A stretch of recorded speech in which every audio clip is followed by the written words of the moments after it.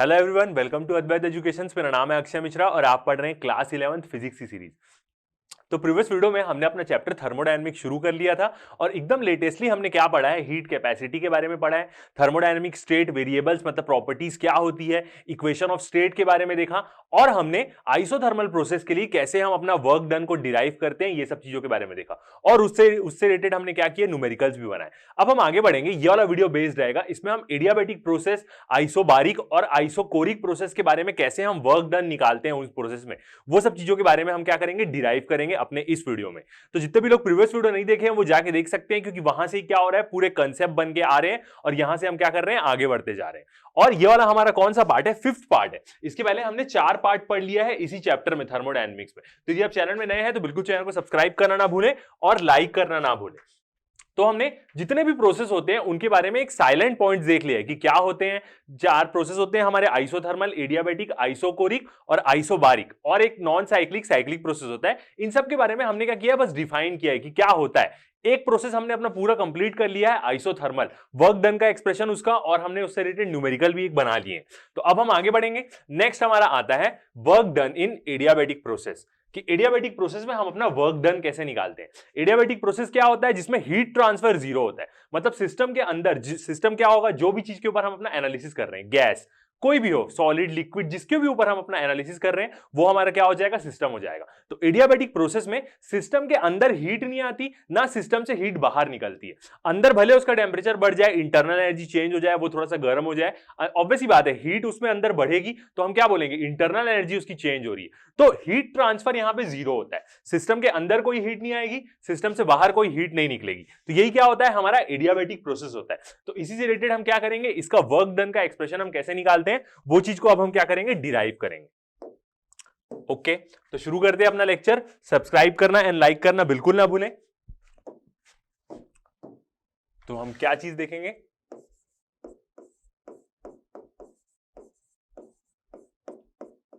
Adiabatic process. अब adiabatic process क्या होता है, जिसमें क्या होगा, हीट ट्रांसफर क्या होगा, हमारा जीरो होगा। मतलब सिस्टम के अंदर कोई हीट नहीं आएगी, सिस्टम से क्या कोई बाहर हीट नहीं जाएगी। ठीक है, तो no exchange of heat from system to surrounding.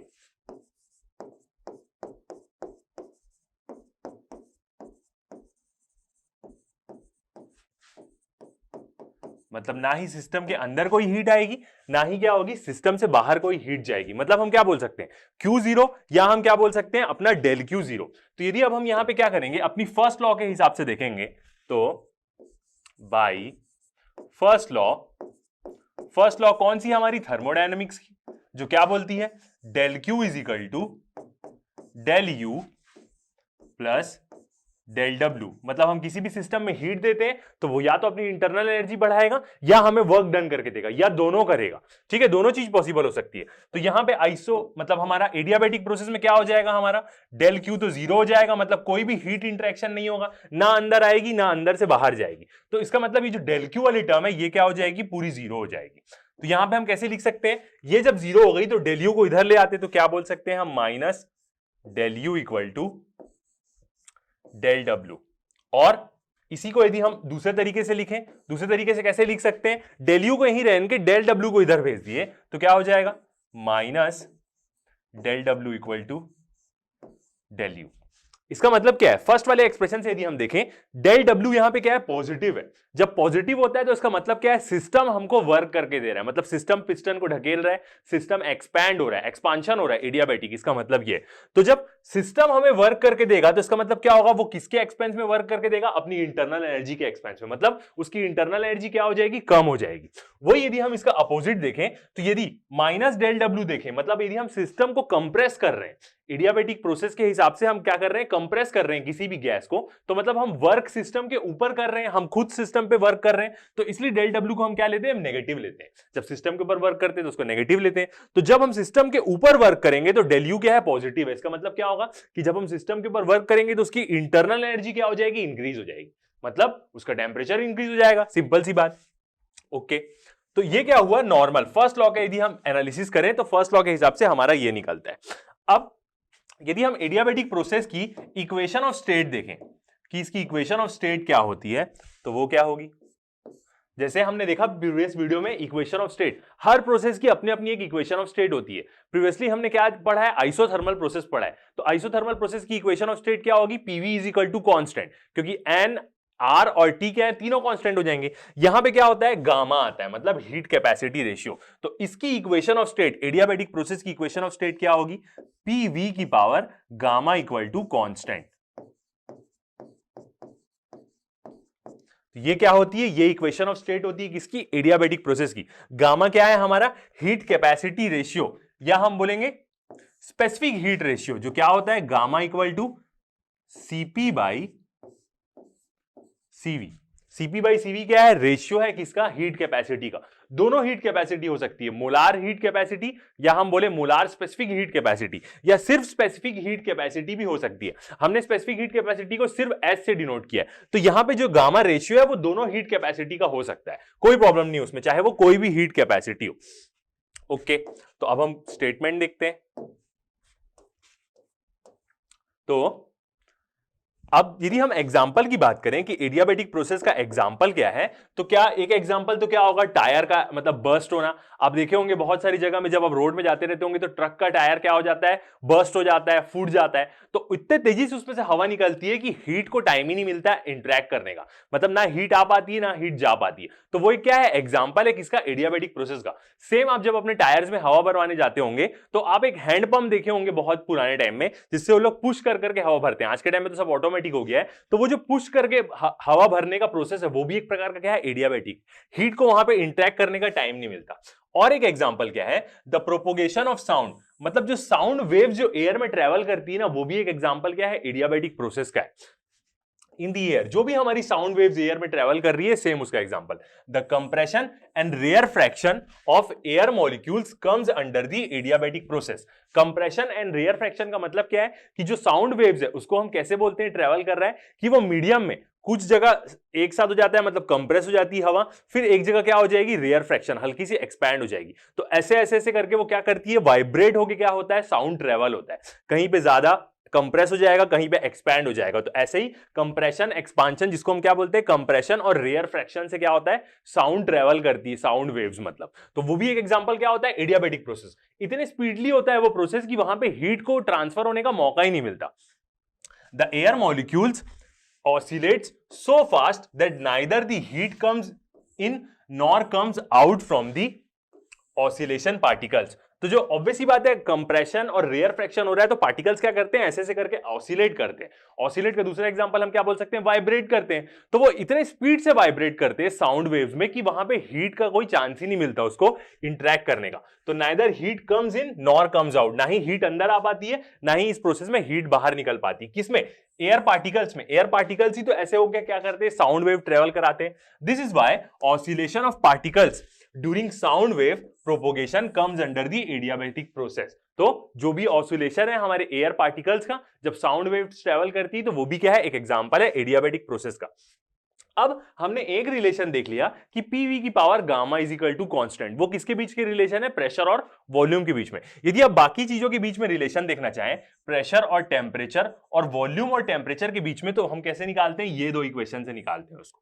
P की power 1 minus gamma dot T, मतलब मल्टीप्लाई में टेम्परेचर है, टेम्परेचर की power gamma equal to constant, और वॉल्यूम की पावर क्या है, गामा माइनस 1 मल्टीप्लाई में टेम्परेचर इक्वल टू कांस्टेंट। तो यदि आपको कभी पूछा रिलेशन निकालने प्रेशर और टेम्परेचर में, वैसे एकदम ज्यादा हमारे लेवल में ये एक्सप्रेशन यूज नहीं होंगे, नॉर्मल वर्क डन और जो हमने देखा पीवी की पावर गामा, वही एक्सप्रेशन से हमारा मैक्सिमम काम हो जाएगा। बट यदि कभी आपको पूछेगा कि दोनों के बीच में रिलेशन निकालने एडियाबेटिक प्रोसेस में, तो आप क्या कर सकते हैं, ये फॉर्मूला यूज करके क्या कर सकते हैं, निकाल सकते हैं। कांस्टेंट है, इसका मतलब क्या है कि ये इनिशियल प्रोसेस के लिए होगा, सेम यही वाली टर्म यहां पे आ जाएगी, और वो किसके लिए होगी, फाइनल पॉइंट के लिए होगी। तो आप प्रेशर टेम्परेचर और वॉल्यूम टेम्परेचर के बीच में क्या कर सकते हैं, रिलेशन निकाल सकते हैं इन इक्वेशन से। ओके, वापिस चलते हैं अपने डेरिवेशन में। तो हमने देखा ये वाली लॉ हमारी फॉलो होगी, पीवी की power gamma is equal to constant. अब हम क्या करते हैं, अपना पीवी डायग्राम बनाते हैं और डिराइव करते हैं वर्क डन का एक्सप्रेशन। तो यदि हम ना वाई एक्सिस में क्या रहता है, प्रेशर, और एक्स एक्सिस में क्या रहेगा, वॉल्यूम। तो हमें फर्स्ट क्या लेना पड़ेगा, एक आइसोथर्म और दूसरा आइसोथर्म। ये दोनों लाइंस क्या है, हमारे पीवी डायग्राम में आइसोथर्म्स ऐसी लाइन होती है जिस पूरे लाइन में क्या रहता है, हमारा टेम्परेचर कांस्टेंट रहता है। और एडियाबैटिक प्रोसेस कैसा होगा, एडियाबैटिक प्रोसेस इन्हीं के बीच में आएगा, एक हमारा इनिशियल पॉइंट और दूसरा क्या रहेगा, हमारा फाइनल पॉइंट। तो ये क्या होगा, हमारा एडियाबैटिक प्रोसेस। और हम क्या कर रहे हैं, ऐसे मूव कर रहे हैं, इसका मतलब क्या है, ये एक प्रकार से हम क्या कर रहे हैं, यहां पे एक्सपांशन देख रहे हैं। यदि एरो अपोजिट डायरेक्शन में होता, मतलब ऐसे ऊपर की तरफ जाता, तो इसका मतलब वो क्या होता, इसका मतलब वहां पे क्या होते रहता, कंप्रेशन होते रहता। तो ये क्या है, हम किसके लिए डिराइव करेंगे अपना एक्सप्रेशन, कंप्रेशन एक्सपांशन के लिए, initial point and final point, ताकि एरिया अंडर द कर्व क्या दिखे, ज्यादा दिखे। तो ये हमारा इनिशियल पॉइंट और ये फाइनल पॉइंट। तो दो आइसोथर्म के बीच में यदि हम अपना क्या करेंगे, एक कर्व बनाएंगे, तो वो क्या बनता है, हमारा एडियाबैटिक कर्व बनता है। तो ये क्या है, हमारा इनिशियल प्रेशर, फाइनल प्रेशर। अब हम यहां से क्या देख सकते हैं, अपनी वॉल्यूम भी देख सकते हैं। ये क्या हो जाएगी, हमारी इनिशियल वॉल्यूम और ये फाइनल वॉल्यूम। तो इनिशियल वॉल्यूम क्या है, हमारी कम है, फाइनल वॉल्यूम क्या है, ज्यादा है। इसका मतलब क्या हो रहा है, एक्सपांशन हो रहा है। और पीवी डायग्राम के अंदर जो ये एरिया अंडर द कर्व होता है, यही क्या देता है, हमें वर्क डन देता है।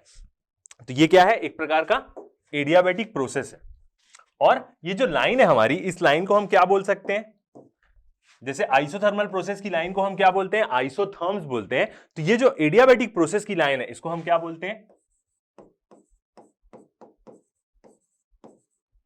एडियाबैट, या आप बोलेंगे एन एडियाबैट। तो ये जो प्रोसेस लाइन है एडियाबैटिक प्रोसेस, इसको हम क्या बोलते हैं, एडियाबैट बोलते हैं।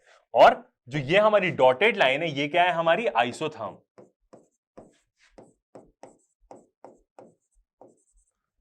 जो लाइन है हमारी डॉटेड लाइन, वो क्या है, हमारी आइसोथर्म्स है। मतलब इस लाइन में पूरा क्या रहेगा, हमारा टेम्परेचर पूरा कांस्टेंट रहेगा। तो टेम्परेचर की कोई भी वैल्यू भी ले सकते हैं हम, 500 केल्विन और 350 केल्विन। मतलब इस लाइन में पूरा क्या रहेगा, हमारा टेम्परेचर पूरा कांस्टेंट रहेगा। और जो दो आइसोथर्म के बीच में जो लाइन आ रही है, उसी को हम क्या बोलेंगे, एडियाबैट बोलेंगे।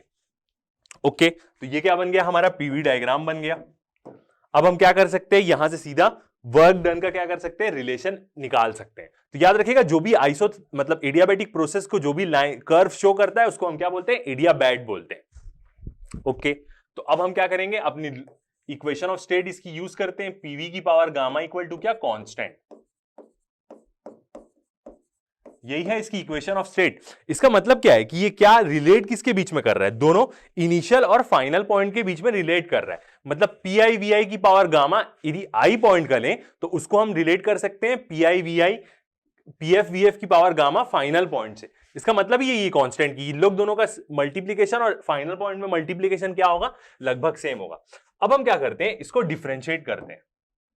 कौन से वाले रूल से, फर्स्ट और सेकेंड वाले रूल से। ये वाला हमारा फर्स्ट फंक्शन और ये वाला हमारा सेकेंड फंक्शन, जिसको हम क्या बोलते हैं, यूवी रूल बोलते हैं डिफरेंशिएशन का। तो कैसे डिफरेंशिएशन करते हैं, पहले फर्स्ट फंक्शन रहेगा और क्या रहेगा, differentiation of second function. First function को रख दिए, सेकंड फंक्शन का अब हम क्या करेंगे, डिफरेंशिएट करेंगे। तो v की पावर गामा है, तो इसको यदि हम डिफरेंशिएट करेंगे तो क्या होगा, गामा सामने आ जाएगा फर्स्ट, और v की पावर क्या हो जाएगा, गामा -1। ओके, और जब हम ऐसे डिफरेंशिएट करते हैं तो एक क्या होगा, dv और आएगा यहां, dv।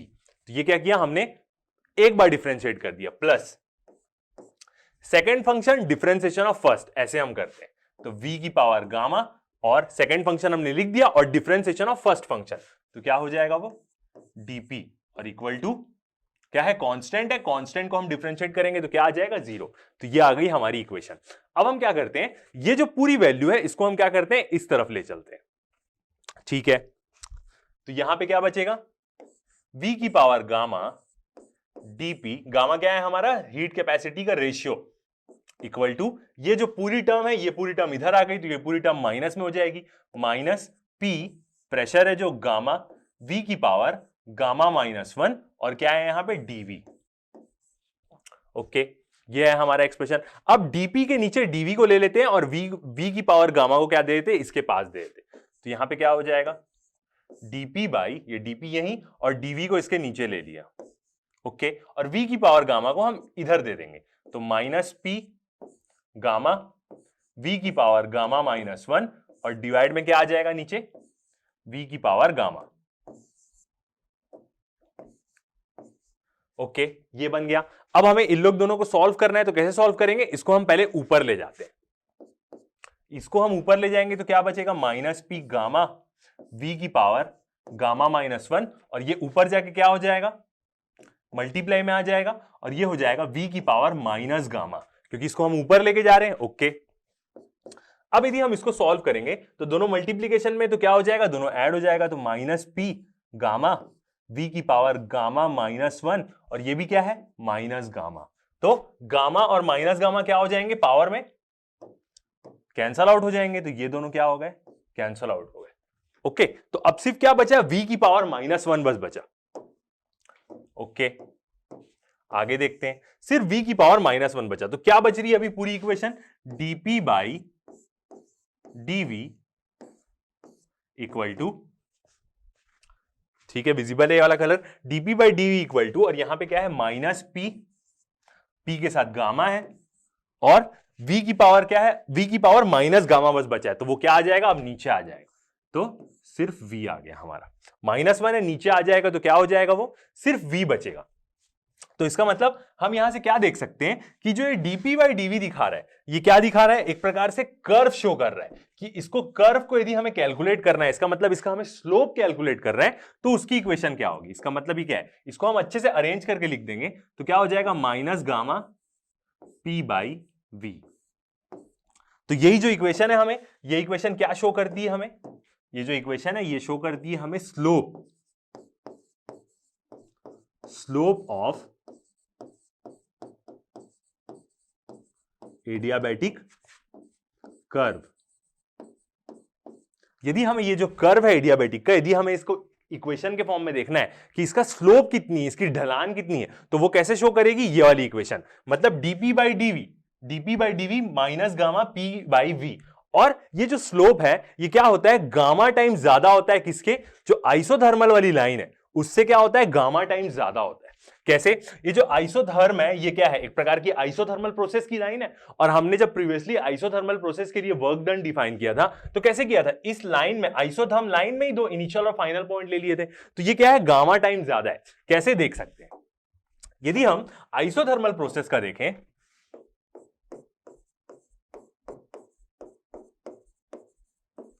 आइसोथर्मल प्रोसेस की बात करें तो आइसोथर्मल प्रोसेस में क्या होता है, पीवी इक्वल टू कांस्टेंट होता है, ये होता है। सेम इसमें भी यदि हम क्या कर दें, फर्स्ट फंक्शन और सेकंड फंक्शन लगा के क्या कर दें, डिफरेंशिएट कर दें, तो कैसे आएगी इक्वेशन, फर्स्ट फंक्शन मतलब p, differentiation of second dv plus second function v और डिफरेंशिएशन ऑफ फर्स्ट मतलब dp, और कांस्टेंट का डिफरेंशिएशन 0 हो जाएगा, ओके। फिर यहां पे क्या करते हैं, ये v वाले को उधर दे देते हैं, v वाला मतलब dv वाले टर्म को इधर दे देंगे, तो क्या हो जाएगा, v dp equal to minus p dv हो जाएगा, dp के नीचे dv को ले लेते हैं, तो dp by dv equal to क्या हो जाएगा, माइनस p बाई, ये v क्या आ जाएगा, इसके नीचे आ जाएगा, तो माइनस p बाई v। मतलब आप देख सकते हैं कि आइसोथर्मल प्रोसेस, मतलब यहां पे जो ये आइसोथर्म लाइन है इसका जो कर्व है उसकी वैल्यू क्या आ रही है, dp बाई dv, मतलब उसके स्लोप की value minus p by v, और एडियाबैटिक प्रोसेस के कर्व की स्लोप की वैल्यू क्या आ रही है, minus gamma p by v, मतलब गामा टाइम ज्यादा रहता है एडियाबैटिक कर्व का जो स्लोप रहता है आइसोथर्मल प्रोसेस के कर्व से या आइसोथर्म से, ओके। तो ये एक चीज हो गई हमारी, ये क्या हुआ, गामा टाइम्स हमारा क्या रहा, ज्यादा रहा, स्लोप उसका ज्यादा रहा, इसको आप स्टेटमेंट में भी लिख सकते हैं। अब हम नेक्स्ट देखते हैं स्पेसिफिक हीट के बारे में, by definition of specific heat. क्या बोलती है स्पेसिफिक हीट का डेफिनेशन, कि किसी भी सब्सटेंस के यूनिट मास का मेरे को टेम्परेचर बढ़ाना है 1 डिग्री सेल्सियस, यूनिटी बढ़ाना है मतलब मेरे को उसका टेम्परेचर, तो मेरे को कितना हीट देना पड़ेगा। इसका मतलब यदि हम नॉर्मल देखें, अभी उसकी लाइन नहीं लिख रहे हैं, यदि हम देखें तो हीट कैसे निकालते हैं हम, del Q is equal to क्या होता है, एम सी डी टी होता है। हीट को हम ऐसे ही कैलकुलेट करते हैं। तो यदि हम यहां से सी की वैल्यू निकालें तो सी कितना हो जाएगा हमारा, सी की वैल्यू निकाले तो क्या हो जाएगा, डेल क्यू, ऊपर में एम नीचे आ जाएगा, एम डेल टी, यही आएगी स्पेसिफिक हीट की वैल्यू। मोलार बोले या नॉर्मल स्पेसिफिक हीट बोले, दोनों क्या होगा, सेम होगा। अब एडियाबैटिक प्रोसेस में क्या होता है हमारा, एडियाबैटिक प्रोसेस में तो डेल क्यू हमारा 0 होगा, तो स्पेसिफिक हीट की वैल्यू क्या हो जाएगी, स्पेसिफिक हीट की भी वैल्यू क्या हो जाएगी, 0 हो जाएगी। इसका मतलब क्या है कि एडियाबैटिक प्रोसेस में स्पेसिफिक हीट की भी वैल्यू 0 होती है जब हीट ट्रांसफर नहीं होता। जब हीट ट्रांसफर ही नहीं हो रहा है तो कैसे किसी को भी हम हीट देके 1 डिग्री सेल्सियस का टेम्परेचर बढ़ाएंगे, यही तो स्पेसिफिक हीट होती है। तो एडियाबैटिक प्रोसेस में क्या होगा हमारा, स्पेसिफिक हीट 0 होती है। क्यों स्पेसिफिक हीट 0 होती है, क्योंकि हमारा जो हीट है, हीट एक्सचेंज ही नहीं होता वहां पे, इसलिए क्या होती है हमारी स्पेसिफिक हीट की वैल्यू 0 होती है। और या ये भी बोल सकते हैं आप कि यहां पे क्या हो रहा है, एरो का साइन ऐसे है, मतलब इनिशियल वॉल्यूम छोटी है, फाइनल वॉल्यूम बड़ी है। तो एक प्रकार से क्या हो रहा है, फाइनल वॉल्यूम बड़ी है मतलब एक्सपैंड हो रहा है, तो ये क्या है, एक प्रकार का एडियाबैटिक एक्सपांशन के बारे में बात कर रहे हैं। यदि ये एरो का डायरेक्शन में अपोजिट ले लेता, फाइनल वॉल्यूम बड़ी रहती और इनिशियल वॉल्यूम छोटी रहती, तो इसका मतलब क्या था, हम कंप्रेस कर रहे हैं, तो वो क्या होता है, एडियाबैटिक कंप्रेशन। तो यहां पे हम ये भी बोल सकते हैं कि एडियाबैटिक एक्सपांशन प्रोसेस में क्या होती है, स्पेसिफिक हीट की वैल्यू भी क्या हो जाती है, 0 हो जाती है। ओके, अब हम नेक्स्ट क्या करते हैं, वर्क डन का इसका क्या करते हैं, एक्सप्रेशन निकालते हैं कि वर्क डन हम कैसे कैलकुलेट करते हैं।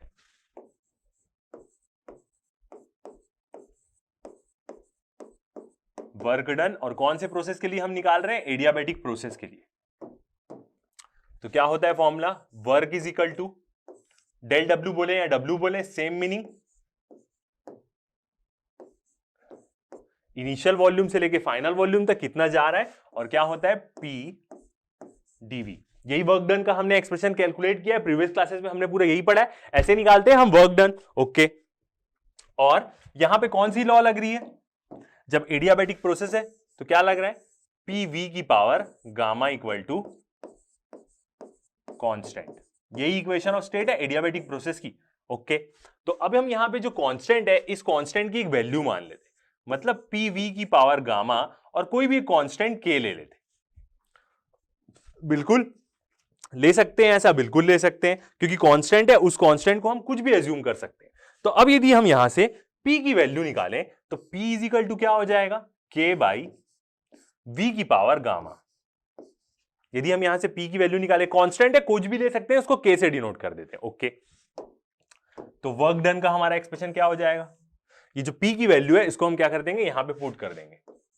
तो w इज इक्वल टू क्या हो जाएगा, इंटीग्रेशन इनिशियल वॉल्यूम से फाइनल वॉल्यूम तक, p की वैल्यू हम पुट कर देंगे तो क्या हो जाएगा, k बाई v की पावर गामा dv, ये होगा। ओके, अब हम यहां से क्या कर सकते हैं, k तो कांस्टेंट है तो उसको तो हम बाहर निकाल लेते हैं, इंटीग्रेशन vi से vf, और ये जो v की पावर गामा नीचे में, इसको हम ऊपर ले लेते हैं, फिर हम क्या करेंगे, इसको डिफरेंट इंटीग्रेट कर देंगे, तो क्या हो जाएगा, v की पावर माइनस गामा और dv, ये बन जाएगी हमारी इक्वेशन। ओके, बिल्कुल विजिबल है। अब हम क्या करते हैं, इसको डिफरेंशिएट कर देते हैं। तो डिफरेंशिएट करेंगे तो क्या होगा, k बाहर है ही, ब्रैकेट लग जाएगा अब, और v की पावर माइनस गामा है तो माइनस गामा प्लस 1, ऐसी डिफरेंशिएट नहीं, इंटीग्रेट कर रहे हैं हम यहाँ पे, तो इंटीग्रेट करेंगे तो कैसा, इंटीग्रेशन का साइन है, तो v की पावर माइनस गामा है तो माइनस गामा प्लस 1, ऊपर में क्या आ जाता है, प्लस 1, और नीचे में भी क्या आ जाएगा, माइनस गामा प्लस 1, ब्रैकेट के बाहर लिमिट इनिशियल वॉल्यूम से लेके फाइनल वॉल्यूम तक, ये हो गया। ओके, अब हम क्या करते हैं, ये जो गामा माइनस 1 है कैसे भी लिख सकते हैं इसको, हम प्लस 1 माइनस गामा भी लिख सकते हैं, बिल्कुल अरेंज करके, क्यों नहीं लिख सकते, तो क्या हो जाएगा, k डिवाइड बाय, ये जो है इसको हम बाहर निकाल लेते हैं, तो कैसे लिख सकते हैं हम इसको, 1 माइनस गामा लिख सकते हैं, दोनों का मतलब तो वही होगा, गामा माइनस 1, बिल्कुल, और ब्रैकेट में क्या रहेगा यहां पे, v की पावर माइनस गामा प्लस 1 और लिमिट इनिशियल वॉल्यूम से लेके फाइनल वॉल्यूम तक, बिल्कुल ऐसा रहेगा। ओके, अब हम क्या कर सकते हैं, इसको ठीक है, तो इसको अब हम क्या कर सकते हैं, नीचे करके लिख लेते, एक बार और इसको हम क्या करते हैं, सिंप्लीफाई कर लेते। तो क्या हो जाएगा, k divide by gamma minus 1 bracket में, पावर उसकी -1 है, उल्टा कर देते उसको, तो क्या हो जाएगा 1 बाई वी।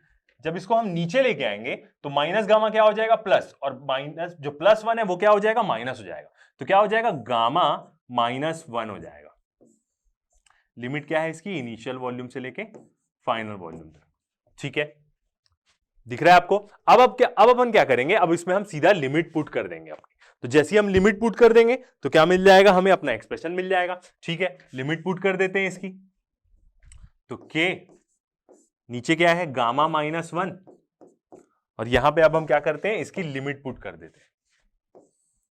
तो क्या आएगा, 1 अपॉन, कैसे लिमिट पुट करते हैं हम, final limit minus lower limit, ऐसी लिमिट पुट करते हैं। तो क्या हो जाएगा, v फाइनल वॉल्यूम की पावर गामा -1, अपर limit minus lower limit, upper limit vf minus lower limit, तो बीच में माइनस का साइन आएगा, लोअर लिमिट क्या है, इनिशियल वॉल्यूम, तो 1 बाई v की पावर i गामा -1। ये आ गया एक्सप्रेशन। अब हमने क्या कर दी, लिमिट पुट कर दी। ओके, अब हम क्या करेंगे, यहां पे k को अंदर देके और k की वैल्यू पुट कर देंगे। ठीक है, तो ये एक्सप्रेशन देखा आपने। अब इसको आगे बढ़ते हैं, तो k की क्या करेंगे, हम वैल्यू पुट करेंगे। कैसे, देखते हैं। तो हमने ये चीज देखी है क्या, कि p v की पावर गामा क्या है, इक्वल टू कांस्टेंट है। ठीक है, और इसी कांस्टेंट को हमने k माना है। तो इसका मतलब क्या होगा, इसका मतलब ये होगा कि इनिशियल प्रेशर और इनिशियल वॉल्यूम की पावर गामा इक्वल टू क्या होगा, फाइनल प्रेशर फाइनल वॉल्यूम की power gamma equal to k होगा। मतलब k की दोनों वैल्यू हो सकती है, इनिशियल के टर्म में भी और फाइनल के टर्म में। तो यही वैल्यू को हम क्या करेंगे, पुट करेंगे। तो सबसे पहले हम क्या करते हैं, ये k को अंदर मल्टीप्लाई कर देते, तो क्या होगा, दोनों के पास आएगा, बिल्कुल। तो कैसा एक्सप्रेशन बनेगा, एक्सप्रेशन क्या बनेगा, 1 डिवाइड बाय, इधर क्या है, हम वर्क डन ही निकाल रहे हैं। ठीक है, गामा और क्या है, -1 ब्रैकेट में, के अंदर आ जाएगा, और इधर क्या है, इनिशियल वॉल्यूम की पावर गामा -1, अपर लिमिट माइनस लोअर लिमिट, के फाइनल वॉल्यूम की पावर गामा -1। यही है हमारा एक्सप्रेशन। के को हमने क्या किया, अंदर मल्टीप्लाई कर दिया। ओके, अब जब ये k की वैल्यू दोनों है, तो इनिशियल वाले के पास इनिशियल की वैल्यू पुट कर देंगे, फाइनल वाले के पास फाइनल। ओके, इक्वल टू किस तरफ क्या है, वर्क डन ही हम अपना निकाल रहे हैं। तो 1 गामा -1 ब्रैकेट में k की वैल्यू पुट कर देते, यहां पे इनिशियल है तो इनिशियल वाला पुट कर देते, pi vi की पावर गामा डिवाइड बाय क्या है, vi की power gamma -1। Okay, minus final वाला है तो फाइनल वाले को पुट कर देते, pf vf की पावर गामा, मतलब फाइनल प्रेशर फाइनल वॉल्यूम की पावर गामा, और फाइनल वॉल्यूम और गामा -1। ओके, ये आ गया एक्सप्रेशन। अब हमें क्या करना पड़ेगा, ये दोनों को सॉल्व करना पड़ेगा। तो कैसे सॉल्व कर सकते हैं इसको, दोनों अपने आपस में डिवाइडेड में है, तो दोनों को हम क्या कर सकते हैं, ऊपर ले जा सकते हैं। बिल्कुल, तो अब हम क्या करेंगे, ये दोनों को ऊपर ऊपर ले जाके क्या कर लेंगे, गामा वाले पूरी टर्म को सॉल्व कर लेंगे। ठीक है, तो देखते हैं क्या आएगा एक्सप्रेशन। क्या निकाल रहे हैं हम, वर्क डन ही निकाल रहे हैं, इक्वल टू 1 बाई गामा -1। ये गामा -1 तो लास्ट तक रहेगा, क्योंकि यही आती है नीचे में एक टर्म। ठीक है, अब ये vi जो है, vi की पावर जो गामा -1 है, इसको हम ऊपर ले जाएंगे। तो यहां पे क्या आएगा, पहले वाले ब्रैकेट में pi,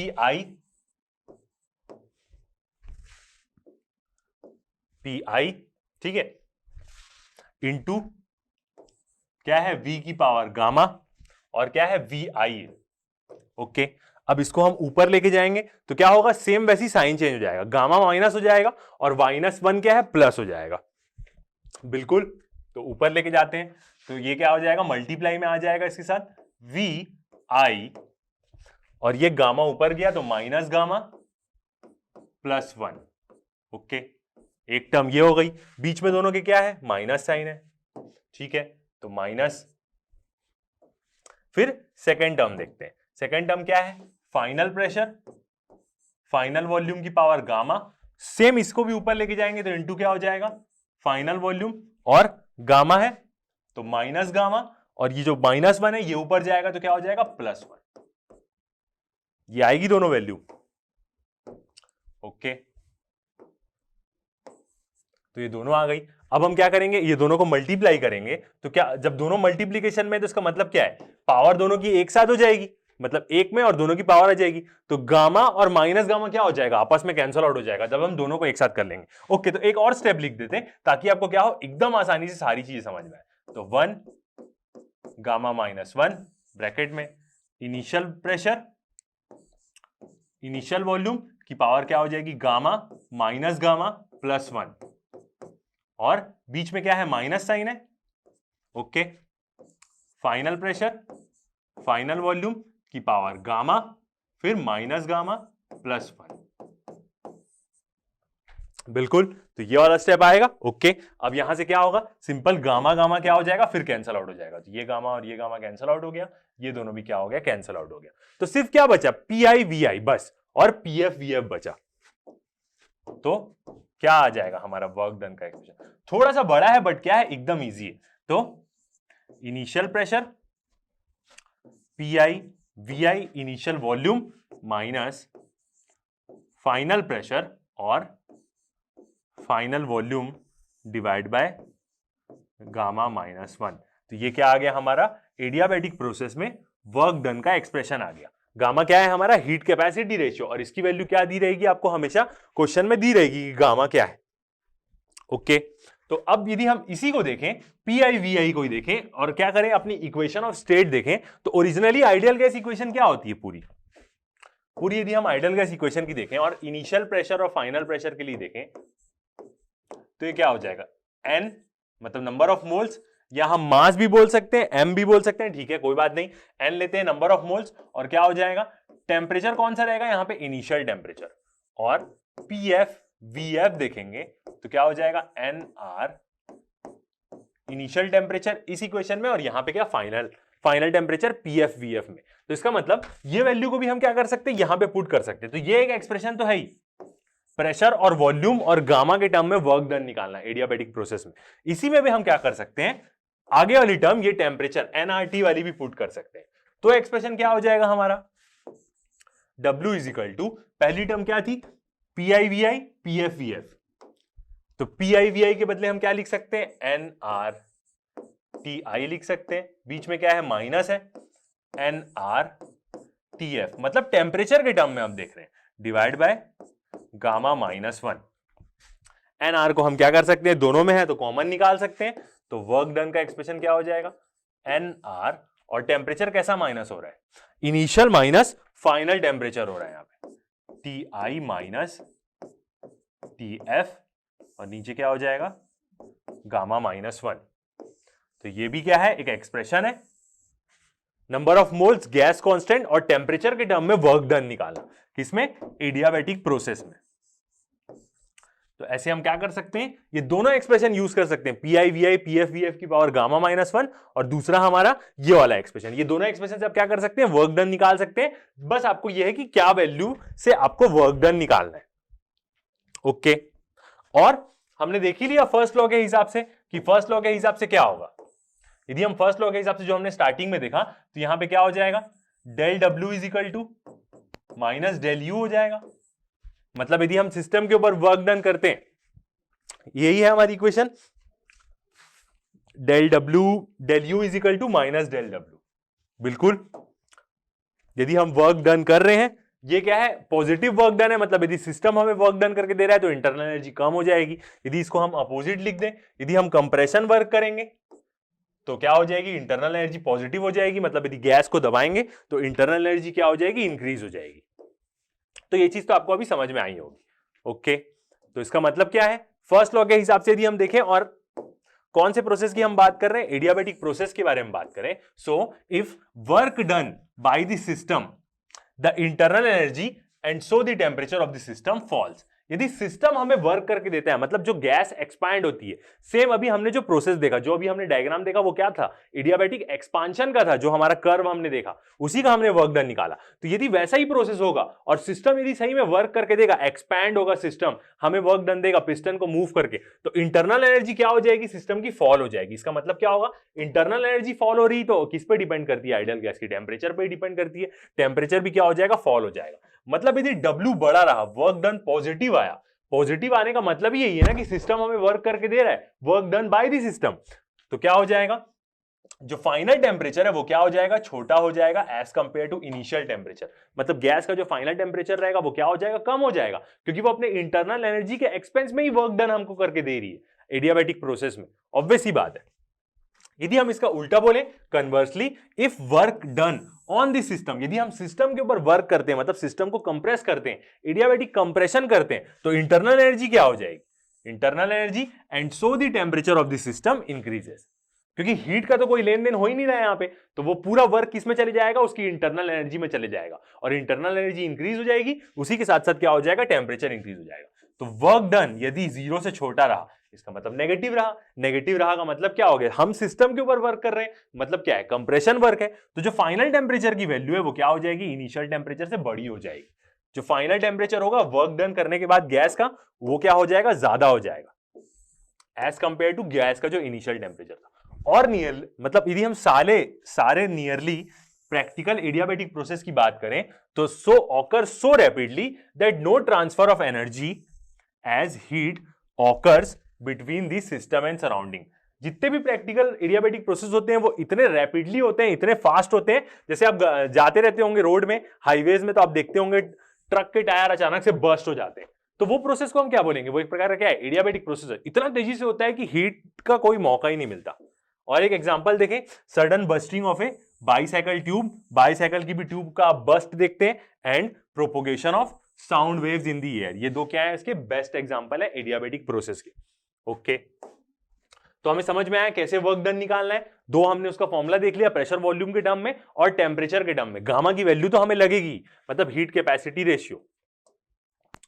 अब यदि हम कर्व देखें कि कैसे दो आइसोथर्मल और दो एडियाबैटिक प्रोसेस को हम जोड़ के एक पूरी साइकिल बना सकते हैं, तो आप कर्व देख सकते हैं। आइसोथर्म लाइन ऐसी रहेगी, जैसे हमने क्या किया था, दो के बीच में अपना एक एडियाबैटिक कर्व लिया था, वैसे ही दो एडियाबैटिक कर्व लेके एक पूरी कंप्लीट साइकिल भी तो बन सकती है। आइसोथर्मल दो लाइन येलो वाली दिख रही होगी, और आपको ब्लू वाली क्या है, दोनों एडियाबैटिक, मतलब एडियाबैट्स हैं ये दोनों। जो एडियाबैटिक कर्व होता है उसको हम क्या बोलते हैं, एडियाबैट बोलते हैं।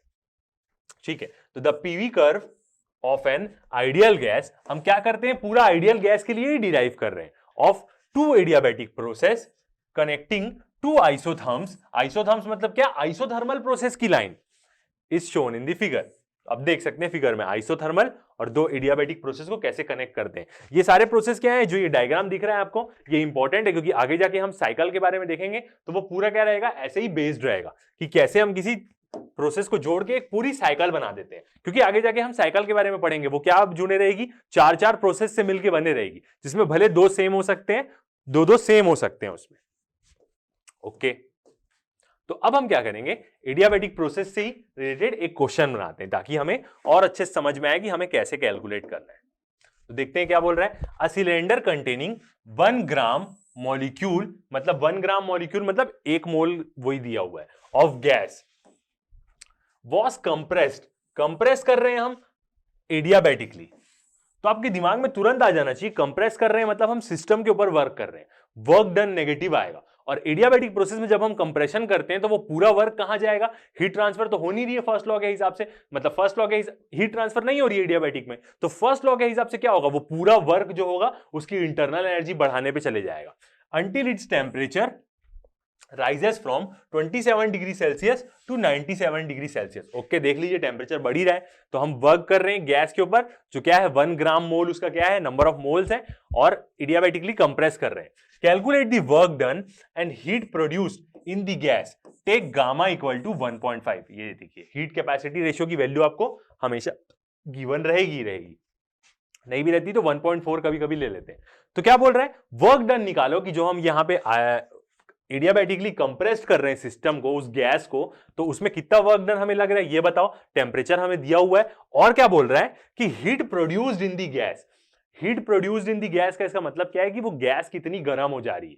याद रखिएगा, अंदर उसमें भले कुछ भी चेंजेस हो मगर बाहर से कोई लेन देन नहीं होगा, ना अंदर से गैस बाहर जाएगी। ओके, तो heat produce in the gas का मतलब सही में ऐसा होना चाहिए कि एक प्रकार से उसकी इंटरनल एनर्जी कितनी बढ़ रही है।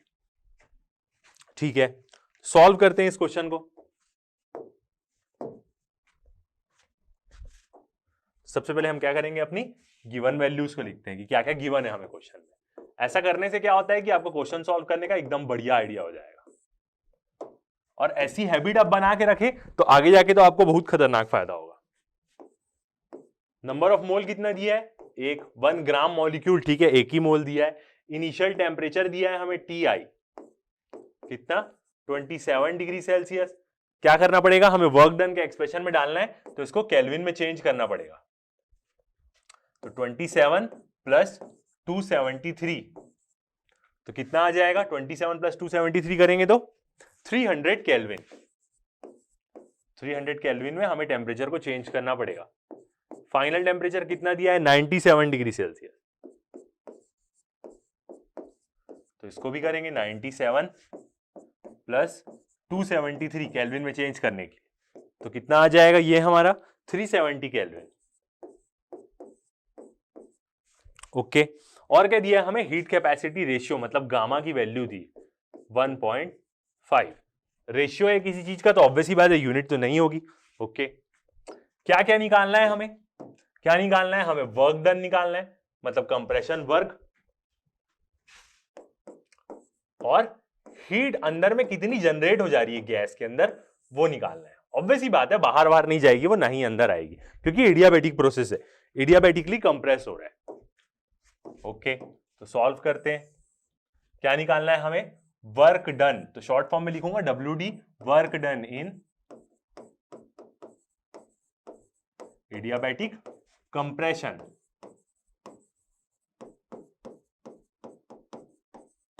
एडियाबैटिक कंप्रेशन में क्या किसके टर्म में दिया है, हमें टेम्परेचर दिया है, तो हम यहां पे प्रेशर और वॉल्यूम वाला फॉर्मूला नहीं लगाएंगे, यहां पे हम कौन सा फॉर्मूला लगाएंगे, अपना टेम्परेचर वाला।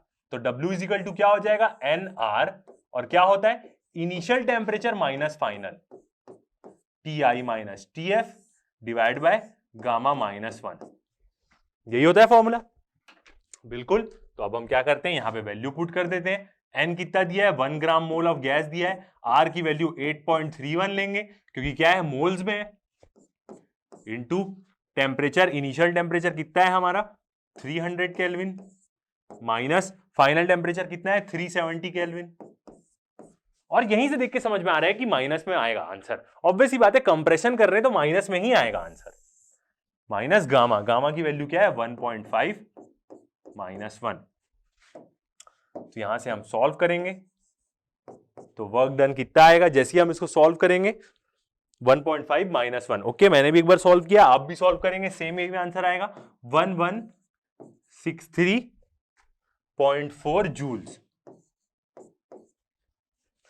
1163.4 जूल्स आएगा। ऐसा क्यों, क्योंकि ये जो आर की वैल्यू है वो किसमें, जूल्स पर मोल केल्विन में, याद रखिएगा, इसलिए आंसर क्या आएगा, जूल्स में आएगा हमारा। और माइनस क्यों आ रहा है, क्योंकि हम एडियाबैटिक कंप्रेशन कर रहे हैं, work done on the system क्या होता है, नेगेटिव होता है। ओके, तो ये आ गया हमारा आंसर। और अब लास्ट में इसको लास्ट आंसर में पॉजिटिव भी लिख सकते हैं, बस आप बोलेंगे कि वो कंप्रेशन वर्क है 0.4 जूल्स। तो आप माइनस लिखे तो भी सही है, और पॉजिटिव लिखेंगे तो बस आपको क्या करना है, शो करना है कि वो कंप्रेशन वर्क है, तो भी वो क्या हो जाएगा, सही हो जाएगा। ओके, तो क्या हो गया, हमारा फर्स्ट वाला आंसर आ गया।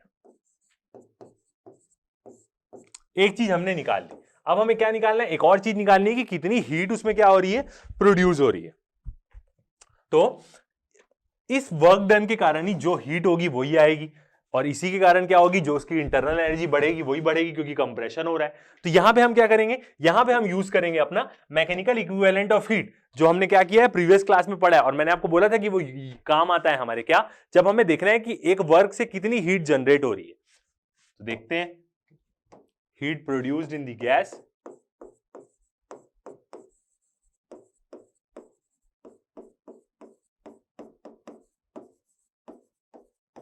कैसे डिनोट कर देते हैं? H से डिनोट कर देते हैं। और क्या करना पड़ेगा? वर्क डन को हमें J से डिनोट करना, J से क्या करना पड़ेगा? डिवाइड करना पड़ेगा। J क्या है हमारा? मैकेनिकल इक्विवेलेंट ऑफ हीट, जो क्या होगा? 4.2। और मोल जोल्स में तो हीट की वैल्यू किस में आएगी? कैलोरीज में आएगी। तो डिवाइड कर देते हैं, 1163.4 डिवाइड बाय 4.2, तो कितना आ जाएगी H की वैल्यू कि अंदर कितनी हीट प्रोड्यूस हो रही होगी? वो हो रही होगी 277 कैलोरीज। 277 कैलोरीज की हीट जनरेट हो रही होगी, मतलब CAL, कैल। तो ये क्या है हमारा सेकेंड आंसर। तो ये क्वेश्चन भी क्या हो गया हमारा? बन गया, मतलब एकदम सिंपल ही क्वेश्चन था। ओके, फर्स्ट वाला भी हमने निकाल लिया और सेकेंड वाला भी। ठीक है, आगे बढ़ते हैं। तो अब हम देखते हैं आइसोकोरिक प्रोसेस के बारे में। आइसोकोरिक, आपके दिमाग में नाम से ही आ जाना चाहिए, आइसोकोरिक मतलब कांस्टेंट वॉल्यूम प्रोसेस होगा ये। तो इसके बारे में देखते हैं हम। अब दो ही मेन डेरिवेशन है इसमें बड़े, आइसोथर्मल के लिए थोड़ा सा, एडियाबैटिक के लिए सबसे बड़ा जो अभी हमने डेरिवेशन किया। इसके बाद के सब एकदम छोटे छोटे हैं, बाकी कोई किसी में कोई टेंशन नहीं। तो एक बार बस आपको क्या करना है? प्रैक्टिस करना है खुद से इस डेरिवेशन को, तो आपको एकदम आसानी समझ में आ जाएगी। बाकी मैं आपको पूरे स्टेप्स तो अच्छे से बताया ही हूं। अब बुक से पढ़ेंगे तो वो बहुत सारे स्टेप्स स्किप कर देता है, तो आपको क्या होगी? कंफ्यूजन हो सकती है। तो work done in isochoric process मतलब constant volume. In case of an isocoric process, volume of the system remains constant. Isochoric process में क्या होगा? सिस्टम की वॉल्यूम क्या रहेगी? कांस्टेंट रहेगी। एग्जांपल क्या होगा? एक ऐसे फिक्स्ड कंटेनर में आप कोई भी प्रोसेस करिए, वो कंटेनर क्या है? फिक्स्ड है, रिजिड है एकदम। वो कंटेनर एक्सपांड नहीं होगा, कॉन्ट्रैक्ट नहीं होगा, तो उसके अंदर आप जो भी प्रोसेस करेंगे वो क्या है? एक प्रकार का आइसोकोरिक प्रोसेस है। So if heat is added to this system, its pressure increases. Isochoric process में क्या होगा? यदि आप हीट ऐड करेंगे तो क्या होगा? वॉल्यूम तो नहीं चेंज हो रहा है उसका, इसका मतलब क्या होगा? उसका प्रेशर इंक्रीज होगा। एक फिक्स्ड कंटेनर में आप गर्मी दिए जा रहे हैं, उसके अंदर एक गैस है, तो वो गैस गर्म होकर क्या होने लग जाएगी? उसका प्रेशर इंक्रीज होने लग जाएगा। ऑब्वियसली बात है, वो पूरा एक्सपैंड होने लग जाएगी, मगर हो ही नहीं पाएगी क्योंकि कंटेनर तो फिक्स्ड है, तो उसका क्या होने लग जाएगा? प्रेशर इंक्रीज होने लग जाएगा। ऑब्वियसली बात है, यहां पे क्या होगा? वॉल्यूम कांस्टेंट हो गया, तो अब दोनों किसके चीज के बीच में रिलेशन रहेगा? प्रेशर और टेम्परेचर के बीच में रिलेशन रहेगा। ठीक है, और क्या होगा? प्रेशर मतलब एक क्या होगा? P और T के बीच में रिलेशन रहेगा यहां पे, क्योंकि दो ही तो स्टेट वेरिएबल्स हैं। And if heat is extracted, और यदि हम हीट निकालेंगे, ऑलरेडी उस सिस्टम के अंदर कुछ हीट है और उस सिस्टम से हम हीट निकालेंगे, तो प्रेशर क्या होगा? Pressure will be reduced. Pressure will be reduced, इसका मतलब क्या है कि यहां पे हम हीट निकाल रहे हैं, तो प्रेशर क्या हो जाएगा? हमारा कम हो जाएगा। एक्सट्रैक्ट कर रहे हैं मतलब क्या हो रहा है? टेम्परेचर कम हो रहा है एक प्रकार से। सही बात तो ये। तो यहां पे क्या होगा? एक प्रकार से आप बोल सकते हैं कि दोनों क्या होंगे? प्रेशर और वॉल्यूम क्या होंगे? डायरेक्टली प्रोपोर्शनल हो जाएंगे यहां पे, क्योंकि टेम्परेचर बढ़ा तो प्रेशर बढ़ा, टेम्परेचर कम हुआ तो प्रेशर कम हुआ। देखते हैं आगे। तो इक्वेशन ऑफ स्टेट क्या हो जाएगी? बिल्कुल P और T क्या हो जाएंगे? दोनों बराबर। कौन सी लॉ लगेगी? गे-लुशियस लॉ लग जाएगी यहां पे।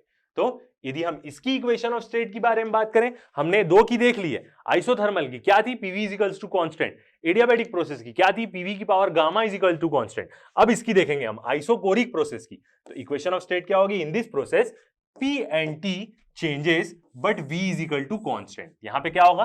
प्रेशर और टेम्परेचर चेंज होंगे, वॉल्यूम तो फिक्स्ड है, क्योंकि आइसोकोरिक प्रोसेस है, कंटेनर फिक्स्ड है, कंटेनर का वॉल्यूम फिक्स्ड है। Gay Lussac's law is obeyed. Gay Lussac's law क्या बोलती है? जब वॉल्यूम कांस्टेंट हो जाता है तो प्रेशर क्या होगा? डायरेक्टली प्रोपोर्शनल हो जाएगा टेम्परेचर के। इसका मतलब सेम जैसे हमने अभी स्टेटमेंट में देखा, यदि हम हीट देते रहेंगे गैस में तो उसका प्रेशर क्या होगा? इंक्रीज होगा, और यदि हम हीट निकालते रहेंगे सिस्टम से तो प्रेशर क्या होते रहेगा? डिक्रीज होते रहेगा। ओके, अब हम यदि यहां पे दोनों के बीच में रिलेशन देखें, प्रेशर क्या है? डायरेक्टली प्रोपोर्शनल है टेम्परेचर के, तो P को T के नीचे ले लेते हैं तो वो क्या हो जाएगा? बराबर हो जाएगा। तो P1 T1 is equal to P2 T2। मतलब जब टेम्परेचर वॉल्यूम कांस्टेंट है तो ये दो स्टेट के बीच का क्या है? रिलेशन है।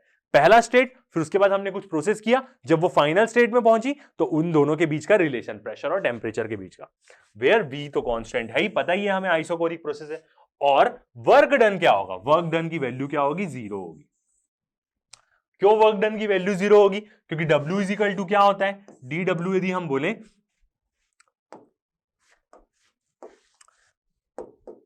वर्क डन की बात करें तो DW इज इक्वल टू क्या होगा? PdV होगा।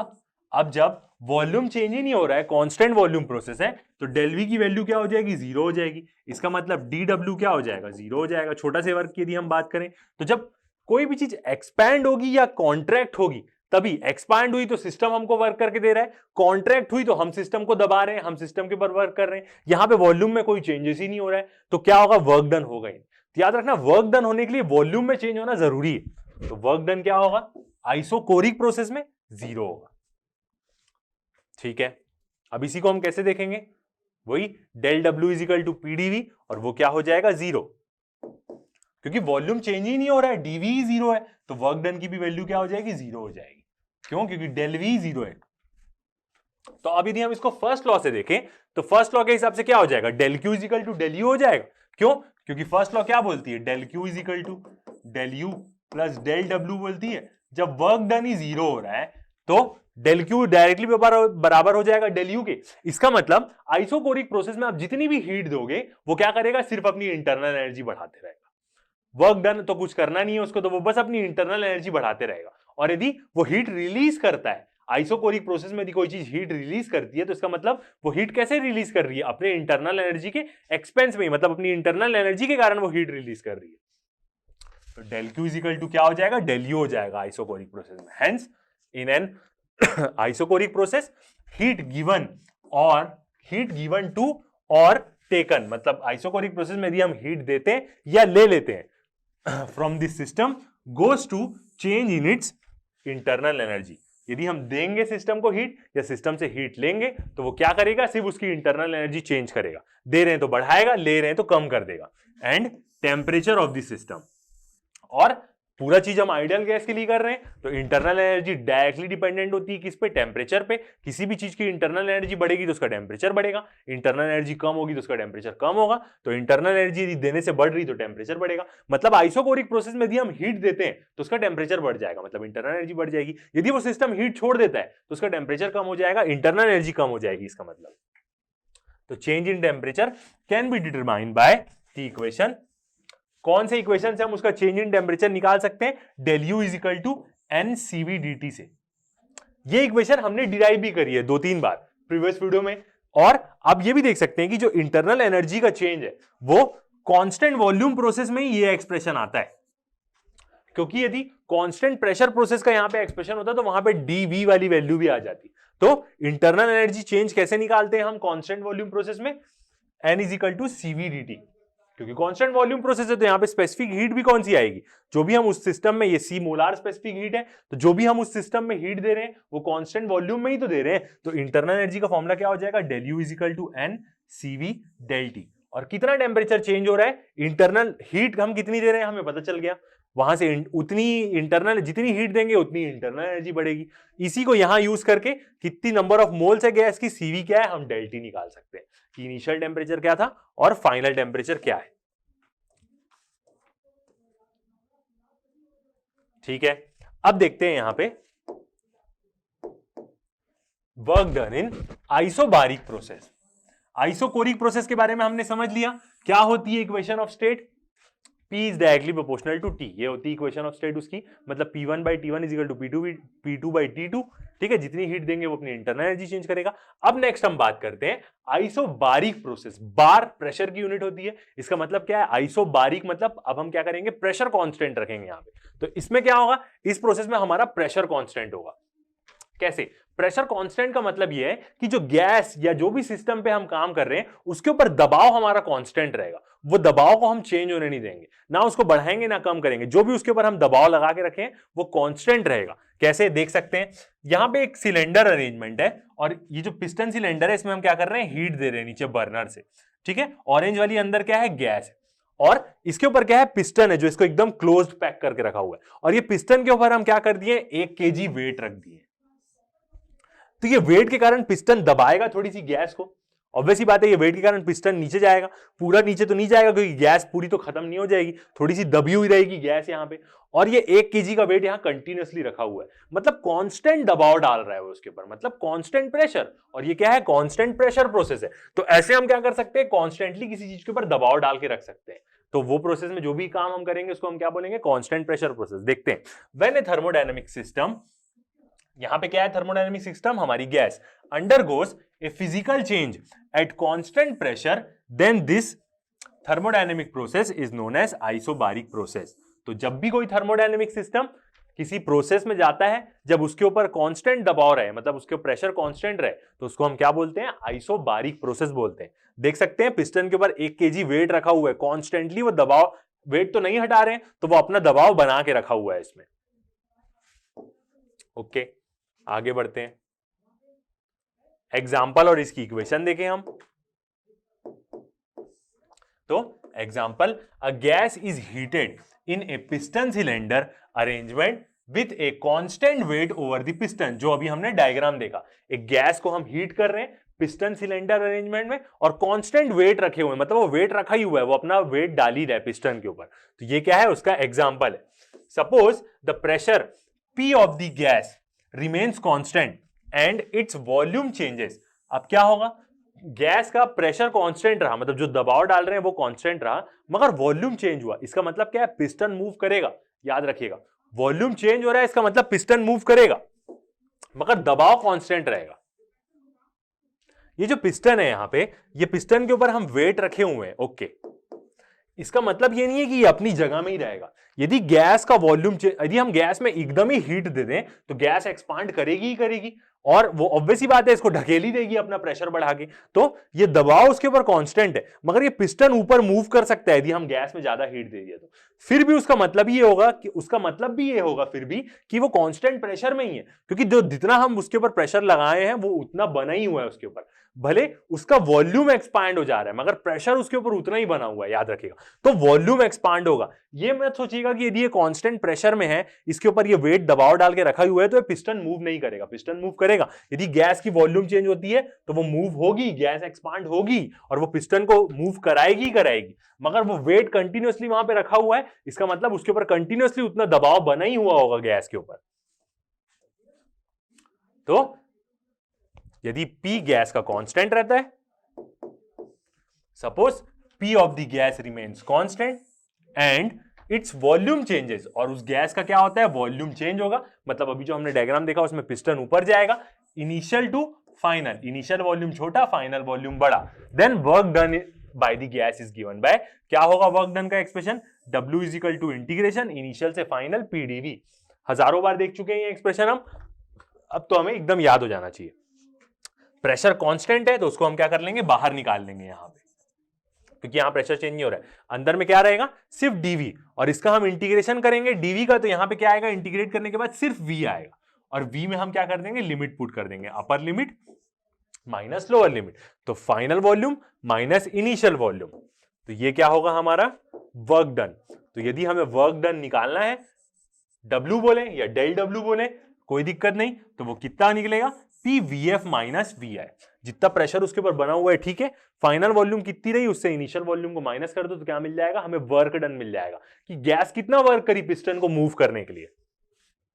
और यही को, इसी फॉर्मूले को यदि हम टेम्परेचर्स के टर्म में देखें, क्योंकि ऑब्वियस ही बात है टेम्परेचर उसका इंक्रीज होगा, तो वो क्या हो जाएगा, W is equal to NR TF by TI, final temperature minus initial temperature. Adiabatic process में याद रखिएगा उल्टा था, इनिशियल माइनस फाइनल था, ठीक है। यहां पे क्या होगा, final temperature minus initial temperature. क्यों, क्योंकि PV इज इक्वल टू क्या होता है, NRT होता है। तो यहां पे हम आसानी से वैल्यू पुट कर सकते हैं, PV is equal to PVF PVI हो जाएगा। यदि हम इसको ऐसे देखेंगे तो ये क्या हो जाएगा, PVF माइनस PVI। अब ये PV की वैल्यू हम यहां पे पुट कर सकते हैं, NRTI माइनस NRTF, NR को कॉमन ले लेंगे तो TF माइनस TI।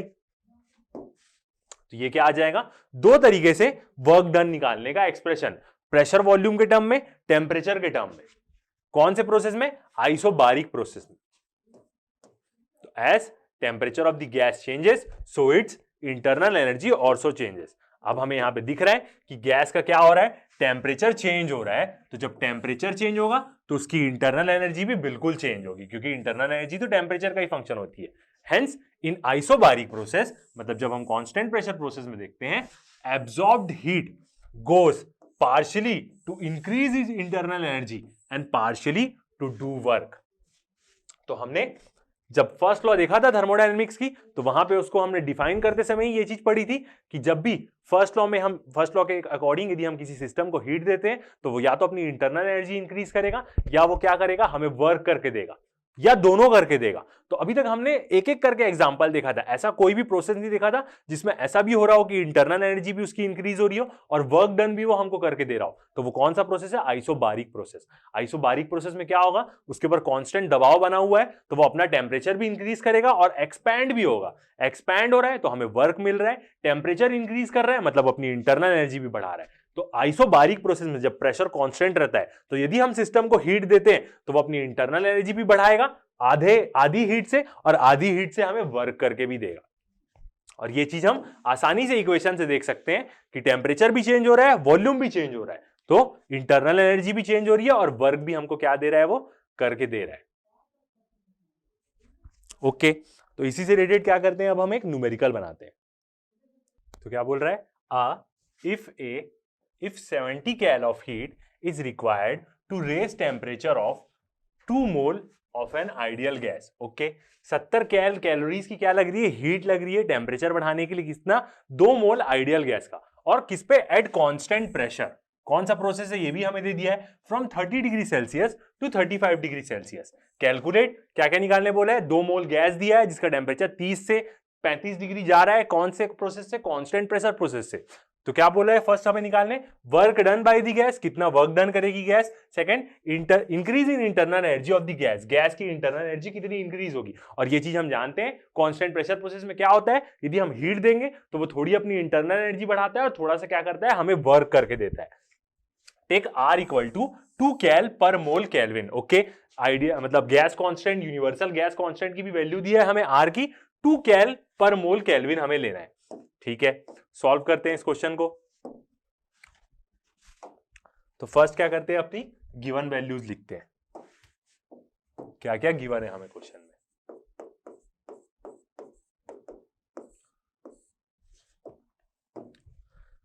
तो कितनी हीट ट्रांसफर कितना हो रहा है, del Q equal to 70 calories का, 70 cal. Okay, number of moles दिया है गैस का, एन कितना है, 2 मोल। ओके, पी बोल रहा है कांस्टेंट है, पी कांस्टेंट है, इसका मतलब कौन सा प्रोसेस होगा, isobaric process, isobaric process. Okay, और क्या बोल रहा है, इनिशियल टेम्परेचर दिया है हमें 30 डिग्री सेल्सियस और फाइनल टेम्परेचर हमें दिया है 35 डिग्री सेल्सियस।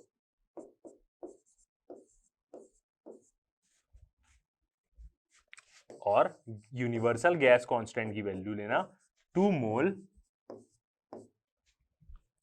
मोल पर 2 कैलोरीज पर मोल केल्विन।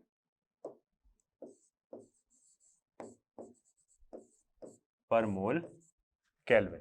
ओके, तो ये लेने बोला है हमें। ठीक है, आइसोबारिक प्रोसेस है। सॉल्व करते हैं इस क्वेश्चन को। सबसे पहले हमें क्या निकालना है, वर्क डन निकालना है कि कितना वर्क डन करेगी गैस। तो फर्स्ट हमें क्या निकालना है, डेल डब्ल्यू, या हम बोले सिर्फ डब्ल्यू, वर्क डन। ओके, तो आइसोबारिक प्रोसेस में वर्क डन का क्या होता है relation, work done is equal to, in isobaric process pressure क्या रहेगा, कांस्टेंट, और final volume minus initial volume, ये एक फॉर्मूला है। दूसरा फॉर्मूला क्या है, एन आर, फाइनल के हिसाब से क्या होगा, final temperature minus initial temperature. तो कौन सा फॉर्मूला यूज करेंगे, जिसकी वैल्यूज हमें पता है टेम्परेचर वाले की, तो ये फॉर्मूला हम यूज कर देंगे। ओके, तो वैल्यू पुट करते हैं, W इक्वल टू, एन की वैल्यू कितनी दी है, 2 मोल गैस है, आर की भी वैल्यू क्या है, 2 लेना बोला है, 2 कैलोरीज पर मोल। ओके, ले लेते हैं टेम्परेचर फाइनल माइनस इनिशियल। तो जब भी डिफरेंस आएगा, डिवाइड में आएगा, तो केल्विन में चेंज करने की जरूरत नहीं है, क्योंकि डिग्री का डिफरेंस और केल्विन का डिफरेंस भी क्या होता है, सेम होता है, दोनों के बीच में 100 का डिफरेंस होता है। तो फाइनल टेम्परेचर कितना है, 35 माइनस 30, तो कितना हो जाएगा, 4 इंटू 5। तो वर्क डन कितना आ जाएगा हमारा, 20 जूल्स का या 20 कैलोरीज का, क्योंकि सब चीज क्या है कैलोरीज में। तो 20 कैल का क्या आ जाएगा हमारा वर्क डन आ जाएगा। तो ये आ गया हमारा एक आंसर। ओके, सेकंड क्या निकालने बोला है, चेंज इन इंटरनल एनर्जी निकालो कि कितनी इंटरनल एनर्जी चेंज होगी। ठीक है, निकाल सकते हैं हम, हमें क्या पता है, हीट पता है और वर्क डन पता है। So from first law of thermodynamics,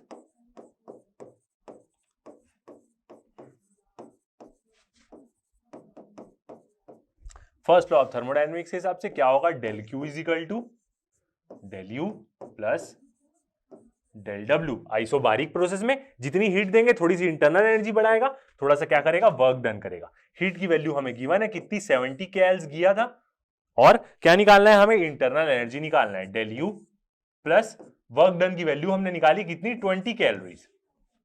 okay, तो डेल यू निकालने के लिए क्या करना पड़ेगा, 70 माइनस 20 इधर चले जाएगा, तो 70 माइनस 20, तो डेल यू मतलब उसकी जब 70 कैल की हम उसमें हीट दिए हैं तो वो कितनी अपनी इंटरनल एनर्जी बढ़ा ले रहा है, 50 कैल्स की। 50 कैल्स की वो क्या कर रहा है, अपनी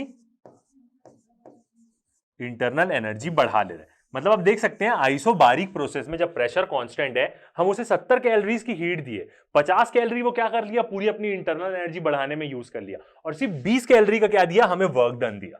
तो ये क्या आ गया हमारा आंसर।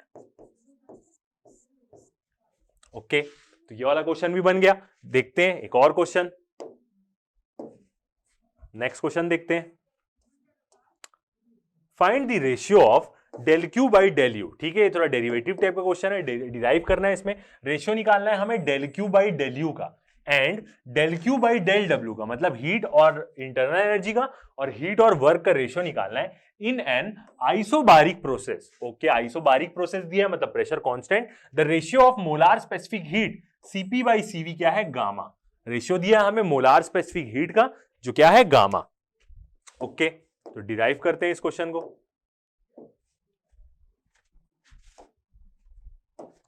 तो फर्स्ट क्या क्या वैल्यूज दिया है हमें, गिवन क्या दिया है हमें, फर्स्ट बोल रहा है आइसोबारिक प्रोसेस है,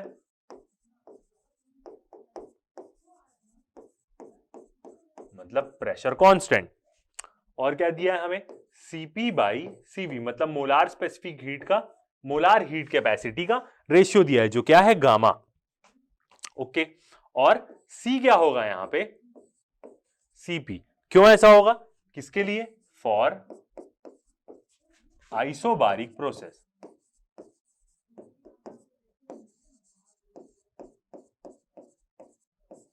ओके, सी क्या होगा, हम कांस्टेंट प्रेशर पे ही हीट देंगे उसको क्योंकि आइसोबारिक प्रोसेस है। ओके, तो रेशियो देखते हैं अब अपना, del Q by del U का रेशियो निकालना है हमें।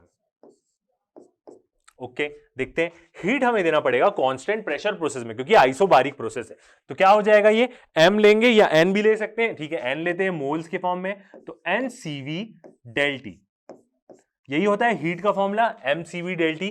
ठीक है, सीपी क्यों ले रहे हैं, क्योंकि क्या है, कांस्टेंट प्रेशर प्रोसेस है। अब इंटरनल एनर्जी, इंटरनल एनर्जी तो प्रेशर पे डिपेंड नहीं करती, वो तो कांस्टेंट वॉल्यूम पे ही जाती है। तो इंटरनल एनर्जी कैसे निकालते हैं हम, एन सीवी डेल टी, ये क्या होता है हमारा इंटरनल एनर्जी का फॉर्मूला होता है। तो यहां से क्या होगा, del T cancel, N N cancel, तो सिर्फ क्या बचेगा हमारा, सीपी बाई सीवी, और इसी का रेशियो हमें गिवन है क्या, गामा। तो ये क्या हो जाएगा, एक आंसर हमारा। सिंपल क्वेश्चन है एकदम। ओके, नेक्स्ट क्या निकालने बोला है हमें, del Q by del W का, del Q by del W का रेशियो हमें निकालने बोला है, यही चीज बोला है। ओके, तो यहां पे क्या होगा, ऊपर डेल क्यू ही रखते हैं, नीचे क्या हो जाएगा, फर्स्ट लॉ के हिसाब से देखें तो del Q is equal to del U plus del W, तो वहां पे यदि हम डेल डब्ल्यू की वैल्यू निकाले तो वो क्या हो जाएगा, del Q minus del U, first law के हिसाब से। ओके, अब हम क्या करते हैं, यहां पे भी वैल्यू पुट कर देते हैं, डेल क्यू क्या होगा, एन सीपी डेल टी, क्यों, क्योंकि कांस्टेंट प्रेशर प्रोसेस है, डिवाइड बाय डेल क्यू, तो ये भी हो जाएगा N CP del T, minus del U, del U का क्या होता है फॉर्मूला हमारा, N C V D T, ऐसे निकालते हैं हम इंटरनल एनर्जी। और ये फॉर्मूला हमने कई बार प्रूव कर लिया है प्रीवियसली, क्योंकि कांस्टेंट प्रेशर प्रोसेस में तो ऐसा होगा ही नहीं, वर्क डन वाली भी टर्म आ जाएगी। ओके, तो आगे बढ़ते हैं। अब यहां से हम देखेंगे क्या क्या कैंसल आउट हो जाएगा। तो एन सबके पास है तो कैंसल आउट हो जाएगा। ओके, तो क्या आएगा एक्सप्रेशन देखते हैं, इक्वल टू आएगा सी पी डेल टी और नीचे डिवाइड में C P del T minus C V del T, और क्या है, डेल टी भी सबके पास है तो डेल टी को भी क्या करते हैं, कैंसल आउट कर देते हैं। चेंज इन टेम्परेचर तो सेम होगा, एक ही प्रोसेस का है। ओके, तो सिर्फ क्या बचा यहां पे, CP by CP minus CV, ये बचा हमारे पास एक्सप्रेशन। ओके, अब हम यहां से क्या कर सकते हैं, हमें क्वेश्चन में क्या दिया है, रिलेशन दिया है, क्या गामा इक्वल टू क्या बोला है, सीपी बाई सीवी दिया है। ठीक है, तो यदि हम यहां पे सीपी की वैल्यू सीवी के टर्म्स में ले लेंगे तो सीपी इक्वल टू क्या हो जाएगा, गामा सीवी हो जाएगा। बिल्कुल, यदि हम यहां से सीपी की वैल्यू देखें तो वो क्या हो जाएगा, गामा सीवी। तो इसी वैल्यू को हम क्या करेंगे, यहां पे पुट कर देंगे। तो सीपी इक्वल टू क्या होगा, गामा सीवी, नीचे ये भी क्या होगा, गामा सीवी, ये वाला सीपी भी, और माइनस सीवी। तो यहां से अब हम क्या करेंगे, सीपी को कॉमन निकाल लेते हैं। तो जब हम क्या निकाल रहे हैं, हम किसका एक्सप्रेशन निकाल रहे हैं, del Q by del U का ही निकाल रहे हैं, del Q by del U का। सीवी को क्या कर लिया हम, ऊपर में क्या है गामा सीवी, और नीचे से हम क्या करते हैं, सीवी कॉमन निकाल लेते हैं। तो अंदर में क्या बचेगा, अंदर में क्या बचेगा, गामा माइनस वन, बस गामा माइनस वन यही बचेगा, और यहां से सीवी सीवी क्या हो जाएगा, कैंसल आउट हो जाएगा। इसका मतलब del Q by del W क्या आएगा, del Q by del W निकाल रहे हैं हम, डेल यू नहीं, डेल यू तो निकाल चुके हैं हम, डेल डब्ल्यू। तो del Q by del W कितना आएगा हमारा, equal to gamma by gamma minus one. तो ये आ गया हमारा सेकेंड आंसर, जो हमें क्या बोला है, निकालने बोला है। तो ये बन गया हमारा ये वाला भी क्वेश्चन। ओके, आगे बढ़ते हैं, नेक्स्ट क्वेश्चन देखते हैं। तो सिंपल सा क्वेश्चन था ये वाला, डिराइव करने वाला। नेक्स्ट क्वेश्चन देखते हैं, ये क्वेश्चन क्या है, थोड़ा सा बड़ा है, इसको देखते हैं। इसमें क्या होगा, दो प्रोसेस होगा एक साथ। 3 mole of an ideal gas, 3 मोल दिया है नंबर ऑफ मोल्स, और बोल दिया आइडियल गैस है। ओके, सारी लॉज लगा सकते हैं हम। एट 300 केल्विन, 300 केल्विन पे है, इस आइसोथर्मली एक्सपांडेड, आइसोथर्मली एक्सपांड कर रहे हैं, मतलब टेम्परेचर क्या रहेगा, कांस्टेंट रहेगा, to 5 times its initial volume. जो उसकी इनिशियल वॉल्यूम थी उससे 5 गुना ज्यादा उसको हम क्या कर दिए, एक्सपांड कर दिए। And heated at this constant volume so that pressure is raised to its initial value.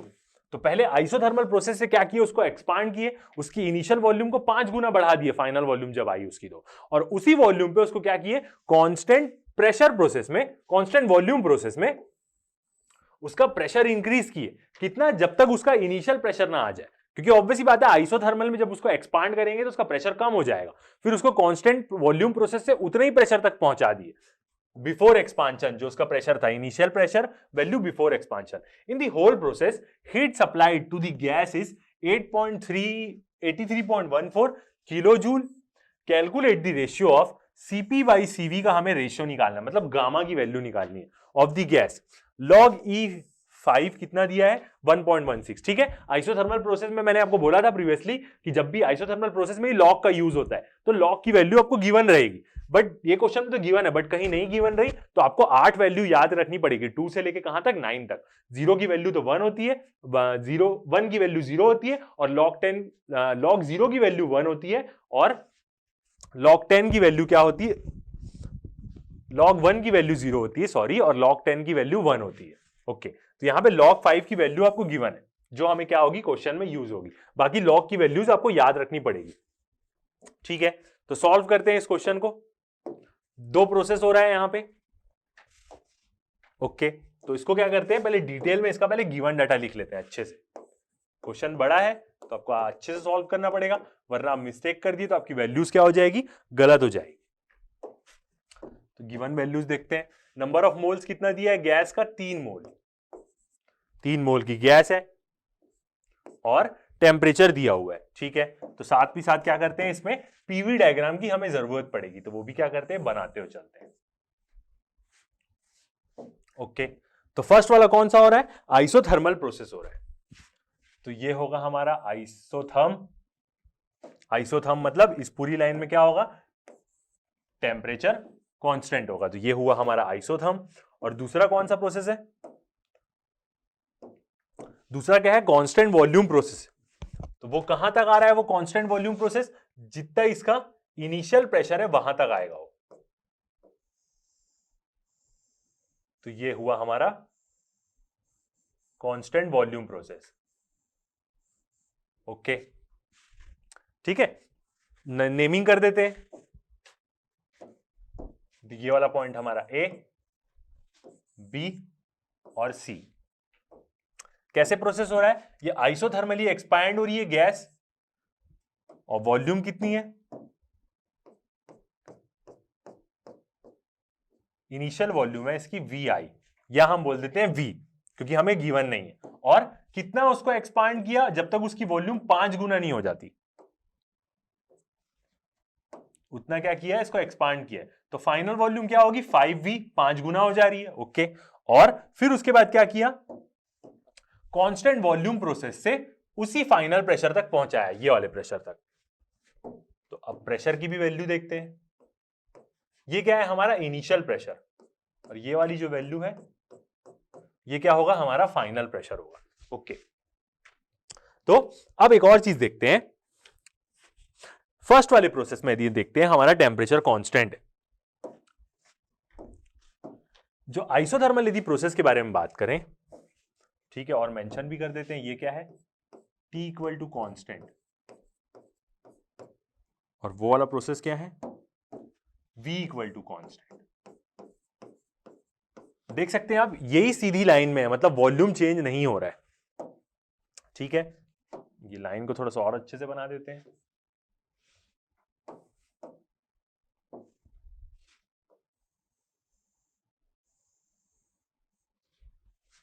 ये हमारा कांस्टेंट वॉल्यूम प्रोसेस। ओके, तो एक चीज देखते हैं, यहां से हम क्या कर सकते हैं, प्रेशर के बारे में भी निकाल सकते हैं। आइसोथर्मल प्रोसेस में क्या है, हमारा टेम्परेचर कांस्टेंट है। जब टेम्परेचर कांस्टेंट हो जाता है तो क्या हो जाएगा, पीवी इक्वल टू क्या हो जाएगा, आइसोथर्मल प्रोसेस में क्या होता है, पीवी इक्वल टू कांस्टेंट होता है। ये उसकी इक्वेशन ऑफ स्टेट है आइसोथर्मल प्रोसेस की, बिल्कुल ये चीज हम पढ़े। तो यहां से क्या हो जाएगा, जो P है वो इनवर्सली प्रोपोर्शनल हो जाएगा किसके, वॉल्यूम के। वॉल्यूम क्या होगा, P क्या, वॉल्यूम क्या होगा, इनवर्सली प्रोपोर्शनल होगा P के। तो यहां से हम ये चीज देख सकते हैं कि जितना वॉल्यूम कम होगा, जितना वॉल्यूम बढ़ेगा उतना P कम होगा, या जितना वॉल्यूम कम होता है उतना P बढ़ेगा। तो पहले यहां पे प्रेशर देखते हैं, जो भी प्रेशर होगा वो P होगा, ठीक है। अब क्या हुआ, यहां पे वॉल्यूम इंक्रीज हुआ, और वॉल्यूम कितना इंक्रीज हुआ, फाइनल पॉइंट पे 5 गुना बढ़ा। फाइनल पॉइंट में वॉल्यूम क्या हुआ, 5 गुना बढ़ा, ठीक है।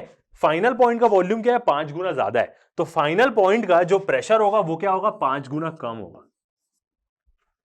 समझ रहे आप, इनिशियली जो भी प्रेशर है वहां पे वॉल्यूम क्या है, ठीक है, जो भी है। जब टेम्परेचर कांस्टेंट है तो ये रिलेशनशिप फॉलो होगी। फाइनल जो पॉइंट है, बी पॉइंट पे जब आइसोथर्मल प्रोसेस से आया तो उसका वॉल्यूम 5 गुना बढ़ गया। तो जब वॉल्यूम 5 गुना बढ़ जाएगा तो प्रेशर 5 गुना कम हो जाएगा। इसका मतलब यदि स्टार्टिंग प्रेशर P है, यदि इनिशियल प्रेशर उसका P है, तो फाइनल प्रेशर क्या हो जाएगा, P/5 हो जाएगा। ये एक चीज आपको इंटरप्रिटेट करनी होगी यहां से, तभी क्या होगा, क्वेश्चन आपका आसानी से बन सकता है, ठीक है। वॉल्यूम 5 गुना कम हुआ तो वॉल्यूम 5 गुना बढ़ा तो प्रेशर क्या हो जाएगा, 5 गुना कम हो जाएगा। क्यों, क्योंकि इनवर्सली प्रोपोर्शनल है और बाकी सारी चीजें कांस्टेंट है। 5 गुना ये बढ़ेगा तो प्रेशर 5 गुना कम हो जाएगा, 5 टाइम्स। ओके, तो ये हमने क्या किया, पूरा डायग्राम बना लिया इसका। और कुछ वैल्यू है क्या डायग्राम में, नहीं, ठीक है। और कांस्टेंट वॉल्यूम प्रोसेस से भी वो उसी फाइनल प्रेशर तक आ जा रहा है। ऑल राइट, अब देखते हैं क्या क्या वैल्यू दी थी। आइसोथर्मल प्रोसेस में तो टेम्परेचर कांस्टेंट रहेगा, मतलब TA और TB की वैल्यू हमें गिवन है, टेम्परेचर एट पॉइंट A और B पे, क्योंकि आइसोथर्मल प्रोसेस में तो टेम्परेचर पूरा कांस्टेंट रहेगा, और वो कितनी दी है, 300 केल्विन हमें गिवन। ऑल राइट, और क्या दिया है, इनिशियल वॉल्यूम हमारा V है और फाइनल वॉल्यूम क्या है हमारा 5V है। ये तो क्वेश्चन में दिया है, इतना उसको एक्सपैंड कर रहे हैं। हीट दिया है हमें, पूरे प्रोसेस की हीट दिया है डेल क्यू, और पूरे प्रोसेस की मतलब दो प्रोसेस हो रहा है, दोनों प्रोसेस में जितनी भी हीट वो ऐड कर रहा है उसकी पूरी वैल्यू दिया है। तो इसका मतलब जो ये हीट दिया है हमें Q, वो कौन से प्रोसेस की होगी? पहले A पॉइंट आया, फिर B आया, फिर उसके बाद कौन सा पॉइंट आया? A B C। तो डेल Q दिया है हमें A B C, पूरे प्रोसेस का हमें हीट दिया है कि पूरे प्रोसेस में वो इतनी हीट ऐड कर रहा है। कितनी? 83.14 किलो जूल्स की। ठीक है, और क्या दिया है हमें? log E5 की वैल्यू हमें गिवन है। log E5 की वैल्यू कितनी है? 1.61, क्योंकि आइसोथर्मल प्रोसेस में उसकी जरूरत पड़ेगी ही पड़ेगी। और R दिया है हमें 8.31 जूल्स पर मोल केल्विन। ओके, पर मोल केल्विन। तो ये क्या है? पूरा इतना गिवन डाटा है। इतनी पूरी इंफॉर्मेशन कहां से मिलेगी हमें? क्वेश्चन से मिल जा रही है इतनी पूरी इंफॉर्मेशन। अब और निकालना क्या है हमें? यहां पे निकालना है हमें इस क्वेश्चन में Cp बाई Cv का रेशियो निकालना है इस क्वेश्चन। तो ये पूरी चीज क्या है? हमें क्वेश्चन पढ़ के इतनी चीजें समझ में आती है। अब हम क्या करते हैं? क्वेश्चन को सॉल्व करते हैं। तो सबसे पहले आइसोथर्मल प्रोसेस सॉल्व करेंगे, फिर कांस्टेंट प्रेशर प्रोसेस। तो फर्स्ट देखते हैं हम किसके लिए? For isothermal process. Isothermal process के लिए देखते हैं, और क्या निकाल लेते हैं? वर्क डन निकाल लेते हैं पहले, क्योंकि हमें Cp के लिए पहले हीट निकालना पड़ेगा। ठीक है, क्या होता है फॉर्मूला? NR लॉग, और ये नॉर्मल लॉग है, और नॉर्मल लॉग ही क्या होगा? E वाला ही होगा, मतलब उसके बेस में E रहता है जो फॉर्मूले में, और ऊपर क्या रहती है? Final volume by initial volume, यही होता है। ठीक है, और यहां पे फाइनल वॉल्यूम कितनी है हमारी? 5V है, और इनिशियल वॉल्यूम कितनी है हमारी? V है। इसको डिवाइड करेंगे तो V कैंसल आउट हो जाएगा, मतलब ये सिर्फ इस पूरे की वैल्यू, ये पूरे की वैल्यू कितनी आएगी हमारी? ये पूरे की वैल्यू आएगी हमारी सिर्फ log 5, और उसकी वैल्यू हमें दिया है 1.61। तो ये पूरे की वैल्यू क्या हो जाएगी? 1.61 बस हम लेंगे, इसलिए वो log 5 की वैल्यू दिया है। ओके, बाकी वैल्यू देखते हैं फिर। तो डेल W इक्वल टू कितने मोल्स ऑफ गैस है? यहां पे 3 मोल ऑफ गैस लेना है, 8.31 R की वैल्यू दिया है, और इनटू कितना? 1.61 कर देंगे। तो कितना आ जाएगा हमारा? डेल W आ जाएगा हमारा 12041.91 जूल्स में आ जाएगा। ओके, अब हम क्या कर लेते हैं? किलो जूल्स में कर लेते हैं, क्योंकि हीट किलो जूल्स में दिया है हमें गिवन क्वेश्चन में। तो कितना हो जाएगा ये? किलो जूल्स में करेंगे तो 12.04 किलो जूल्स। तो एक आया हमारा, वर्क डन आया पहले। ठीक है, अब हमें पता है वर्क डन हमारा निकल गया, तो क्या करेंगे? आइसोथर्मल प्रोसेस के लिए हमें पता है, क्योंकि हम आइसोथर्मल प्रोसेस के बारे में बात कर रहे हैं। तो आइसोथर्मल प्रोसेस में क्या होता है? जितनी भी हम टेम्परेचर कांस्टेंट है, इंटरनल एनर्जी चेंज होगी नहीं, मतलब जितना भी हम वर्क देंगे वो क्या हो जाएगा? हीट में चेंज हो जाएगा। मतलब वर्क किए तो वो हीट रिलीज कर देगा, हीट दिए तो वो उतनी क्या दे देगा? हमें वर्क दे देगा। तो इसका मतलब ये क्या है? बराबर होगी इसकी हीट, जितना वर्क करेंगे उतनी हीट उसमें आ जाएगी, मतलब एंटर कर जाएगी या बाहर चली जाएगी। वर्क डन पॉजिटिव है तो इतनी हीट क्या हो रही होगी? 12.04 क्या है? Kilo joules. Work done heat के बराबर होगा। तो यह आइसोथर्मल प्रोसेस की क्या रहती है? हमारी कंडीशन रहती है। अब दूसरा प्रोसेस देखते हैं। नाउ फॉर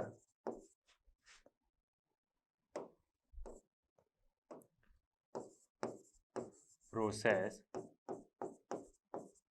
BC के लिए देखते हैं, जो क्या है हमारा? Isochoric process.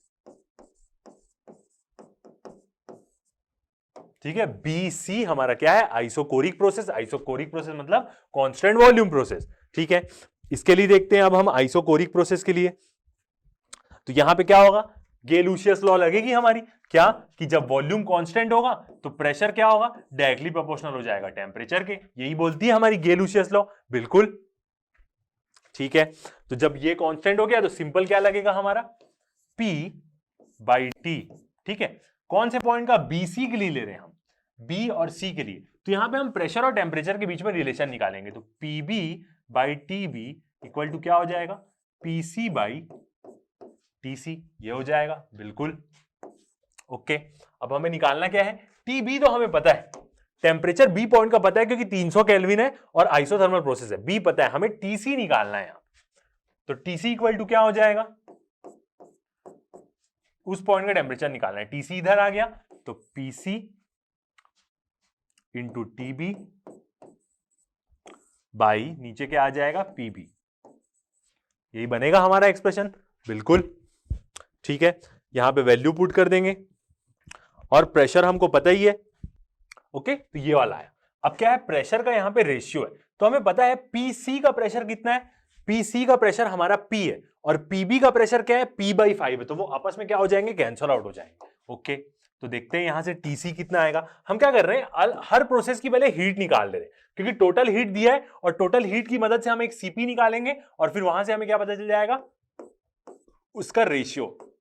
तो TC इक्वल टू कितना होगा, C पॉइंट का टेम्परेचर, PC की वैल्यू कितनी है, फिर से देखते हैं यहां से, P है तो ये वैल्यू हो जाएगी P, साथ में क्या है, TB है और नीचे में क्या है, नीचे में हमारा PB मतलब B पॉइंट का प्रेशर, वो क्या है, P बाई 5।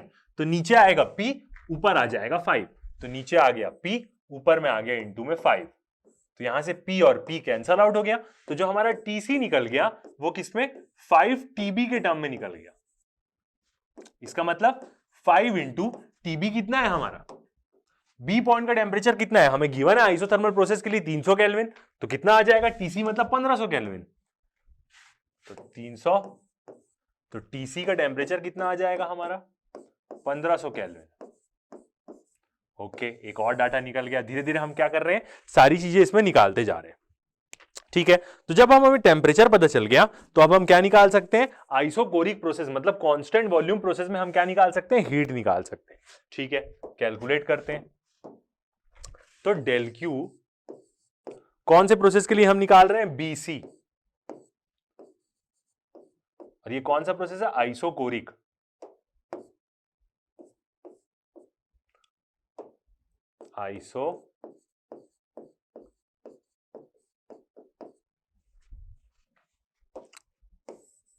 ठीक है, आइसोकोरिक प्रोसेस के लिए निकाल रहे हैं BC अपना। अब यहां पे क्या फॉर्मूला होगा, आइसोकोरिक प्रोसेस के लिए मतलब वॉल्यूम कांस्टेंट है तो NCV आएगा क्योंकि कांस्टेंट वॉल्यूम है, और डेल T। ठीक है, यहां पे क्या है, वही CV की वैल्यू ही नहीं पता है तो यहां से हमें हीट की वैल्यू CV के टर्म में निकल जाएगी। N कितना दिया है हमें, 2 दिया है, नहीं कितनी मोल ऑफ गैस है, 3 मोल्स ऑफ गैस हम क्या कर रहे हैं, यूज कर रहे हैं। तो 3 into CV into delta T, delta T कितना होगा, BC है तो B में से क्या होगा, C माइनस हो जाएगा, मतलब 1500 माइनस 300 होगा, TB माइनस TC होगा। देखते हैं, TC माइनस ज्यादा टेम्परेचर कौन से पॉइंट का रहेगा, TC ज्यादा टेम्परेचर का, तो TC माइनस TB होगा। तो 1500 माइनस 300 और TB का तो 300 ही टेम्परेचर होगा क्योंकि वो आइसोथर्मल प्रोसेस की लाइन में आ रहा है। ओके, तो यहां से इसको सॉल्व करेंगे तो कितना आ जाएगा हमारा, यहां से जैसे ही हम इसको सॉल्व करते हैं तो हमारा आ जाएगा, जो डेल क्यू हम निकाल रहे हैं BC प्रोसेस के लिए तो वो आ जाएगा, इसको हम मल्टीप्लाई करेंगे, 1500 माइनस 300 हो जाएगा 3600, टोटल 3600 और क्या रहेगा, CV साथ में रहेगा, CV के टर्म में आएगा, 3600 CV जूल्स आ गया। ठीक है, ये एक आ गया। अब पूरे प्रोसेस का देखते हैं, पूरा प्रोसेस मतलब डेल क्यू ABC तीनों प्रोसेस के लिए है, बिल्कुल ABC इक्वल टू कितना होगा, दोनों प्रोसेस में जितनी हीट वो बराबर बराबर दे रहे हैं उतनी तो टोटल हीट होगी, मतलब डेल क्यू AB और प्लस डेल क्यू BC, इतनी हीट वो पूरा ऐड किया था। क्वेश्चन में हमें गिवन है A से B तक 83.14 की, तो जितनी हीट इस प्रोसेस में ऐड होगी, जितनी हीट इस प्रोसेस में ऐड होगी उतना ही होगा। फर्स्ट वाला तो आइसोथर्मल प्रोसेस था, तो वहां पे टेम्परेचर चेंज नहीं हुआ हीट ऐड होने के कारण। ओके, अब वैल्यू पुट कर देते हैं। डेल क्यू बीसी की वैल्यू कितनी दी है? 83.14। Okay, del Q A B हमने निकाला, आइसोथर्मल प्रोसेस का वर्क डन हमने कैलकुलेट किया था, वो कितनी आई थी? 12.04 प्लस डेल क्यू बीसी अभी हमने निकाला और वो सीवी के टर्म में, तो 3600 सीवी। सारी वैल्यूज क्या है यहां पे? किलो जूल्स में। मगर आप सीवी निकालेंगे तो वो सिर्फ जूल्स में आ जाएगा क्योंकि कैंसिल आउट हो जाएगी। देखते हैं, तो यहां से क्या होगा? 83.14 माइनस 12.04 डिवाइड बाय ये जो चीज है 3600 इसके नीचे डिवाइड में आ जाएगा, इक्वल टू कितना है? सीवी आ जाएगा। तो यहां से देखते हैं सीवी ये कितना आ जाएगा। एक पता चल गया तो दूसरा फिर आसानी से हम निकाल सकते हैं क्योंकि आर की वैल्यू हमें गिवन है, मेयर्स इक्वेशन यूज करके हम निकाल लेंगे। तो यहां से सीवी कितना आ जाएगा हमारा? सीवी की वैल्यू आ जाएगी 19.75 जूल्स पर मोल केल्विन। ठीक है, अब किसी को डाउट हो सकता है कि सारी हीट की यूनिट हम किलो जूल्स में रखे हैं मगर सीपी की यूनिट जूल्स में क्यों आ रही है? तो उसके लिए कोई टेंशन लेने की जरूरत नहीं है, क्योंकि यदि हम यहां मल्टीप्लाई भी करते हैं 10 टू द पावर 3 दोनों को और इधर भी 10 टू द पावर 3 मल्टीप्लाई करते हैं तो वो आपस में कैंसल आउट हो जाएगा, मतलब जूल्स में आएगी इसकी वैल्यू। ठीक है, तो इसकी वैल्यू कितनी आ जाएगी? जूल्स में आ जाएगी। भले सारी वैल्यूज हमने किलो जूल्स में रखी है क्योंकि 10 टू द पावर 3 मल्टीप्लाई भी करेंगे तो वो आपस में कैंसल आउट हो जाएगा यहां पे दोनों ऊपर नीचे। तो कितना हो जाएगा? 9.75 जूल्स पर मोल केल्विन हमारी क्या आ जाएगी? सीवी की वैल्यू आ गई। तो ये एक इंपॉर्टेंट वैल्यू निकल गई हमारी। और अब हम क्या कर सकते हैं? सीपी निकाल सकते हैं, इन्हीं दोनों का रेशियो हमें निकालना है। ओके, 19.75। तो अब हम क्या करेंगे? सीपी माइनस सीवी मतलब अपनी मेयर्स इक्वेशन हम यूज कर लेंगे जो क्या बोलती है? सीपी बड़ा होता है हमेशा minus CV equal to R. ये चीज हमने देखी है प्रीवियसली। तो यहां से सीपी इक्वल टू कितना हो जाएगा? आर प्लस सीवी हो जाएगा। आर की वैल्यू 8.31 गिवन है क्वेश्चन में, 8.31 प्लस सीवी अभी हमने निकालना कितना? 19.75। 19.75 अभी हमने कैलकुलेट किया, तो सीपी इक्वल टू कितना आ जाएगा हमारा? 28.06 जूल्स पर मोल केल्विन। क्या निकालना था हमें क्वेश्चन में? सीपी बाई सीवी का रेशियो निकालना था, तो हम निकाल लेते हैं। हम मतलब हमें गामा निकालना है। सीपी बाई सीवी का रेशियो कितना? 28.06 डिवाइड बाय सीवी कितना आया हमारा? 19.75। तो इक्वल टू कितना हो जाएगा आंसर? 1.42। यही चीज क्या करनी थी? कैलकुलेट करनी थी। तो इतना सारा चीज हमें करना पड़ा। तो ये एक बड़ा क्वेश्चन था, अच्छा क्वेश्चन था। ठीक है, इसमें बहुत सारी चीज कैलकुलेट करनी थी हमें। तो इस लेक्चर में इतना ही। नेक्स्ट वाला जो लेक्चर होगा, हमने पूरा प्रोसेस पढ़ लिया है। नेक्स्ट लेक्चर में हम क्या करेंगे? साइक्लिक प्रोसेस के बारे में देखेंगे। तो उससे क्या हो जाएगा? वो हमने एक छोटा सा लेक्चर देख लिया तो हमारा फर्स्ट पार्ट पूरा थर्मोडायनेमिक्स का कंप्लीट हो जाएगा। फिर सेकंड पार्ट में हम जाएंगे हीट इंजन, रेफ्रिजरेटर, ये सब चीजों के बारे में पढ़ेंगे। तो अभी तक के लिए इतना ही। Thank you.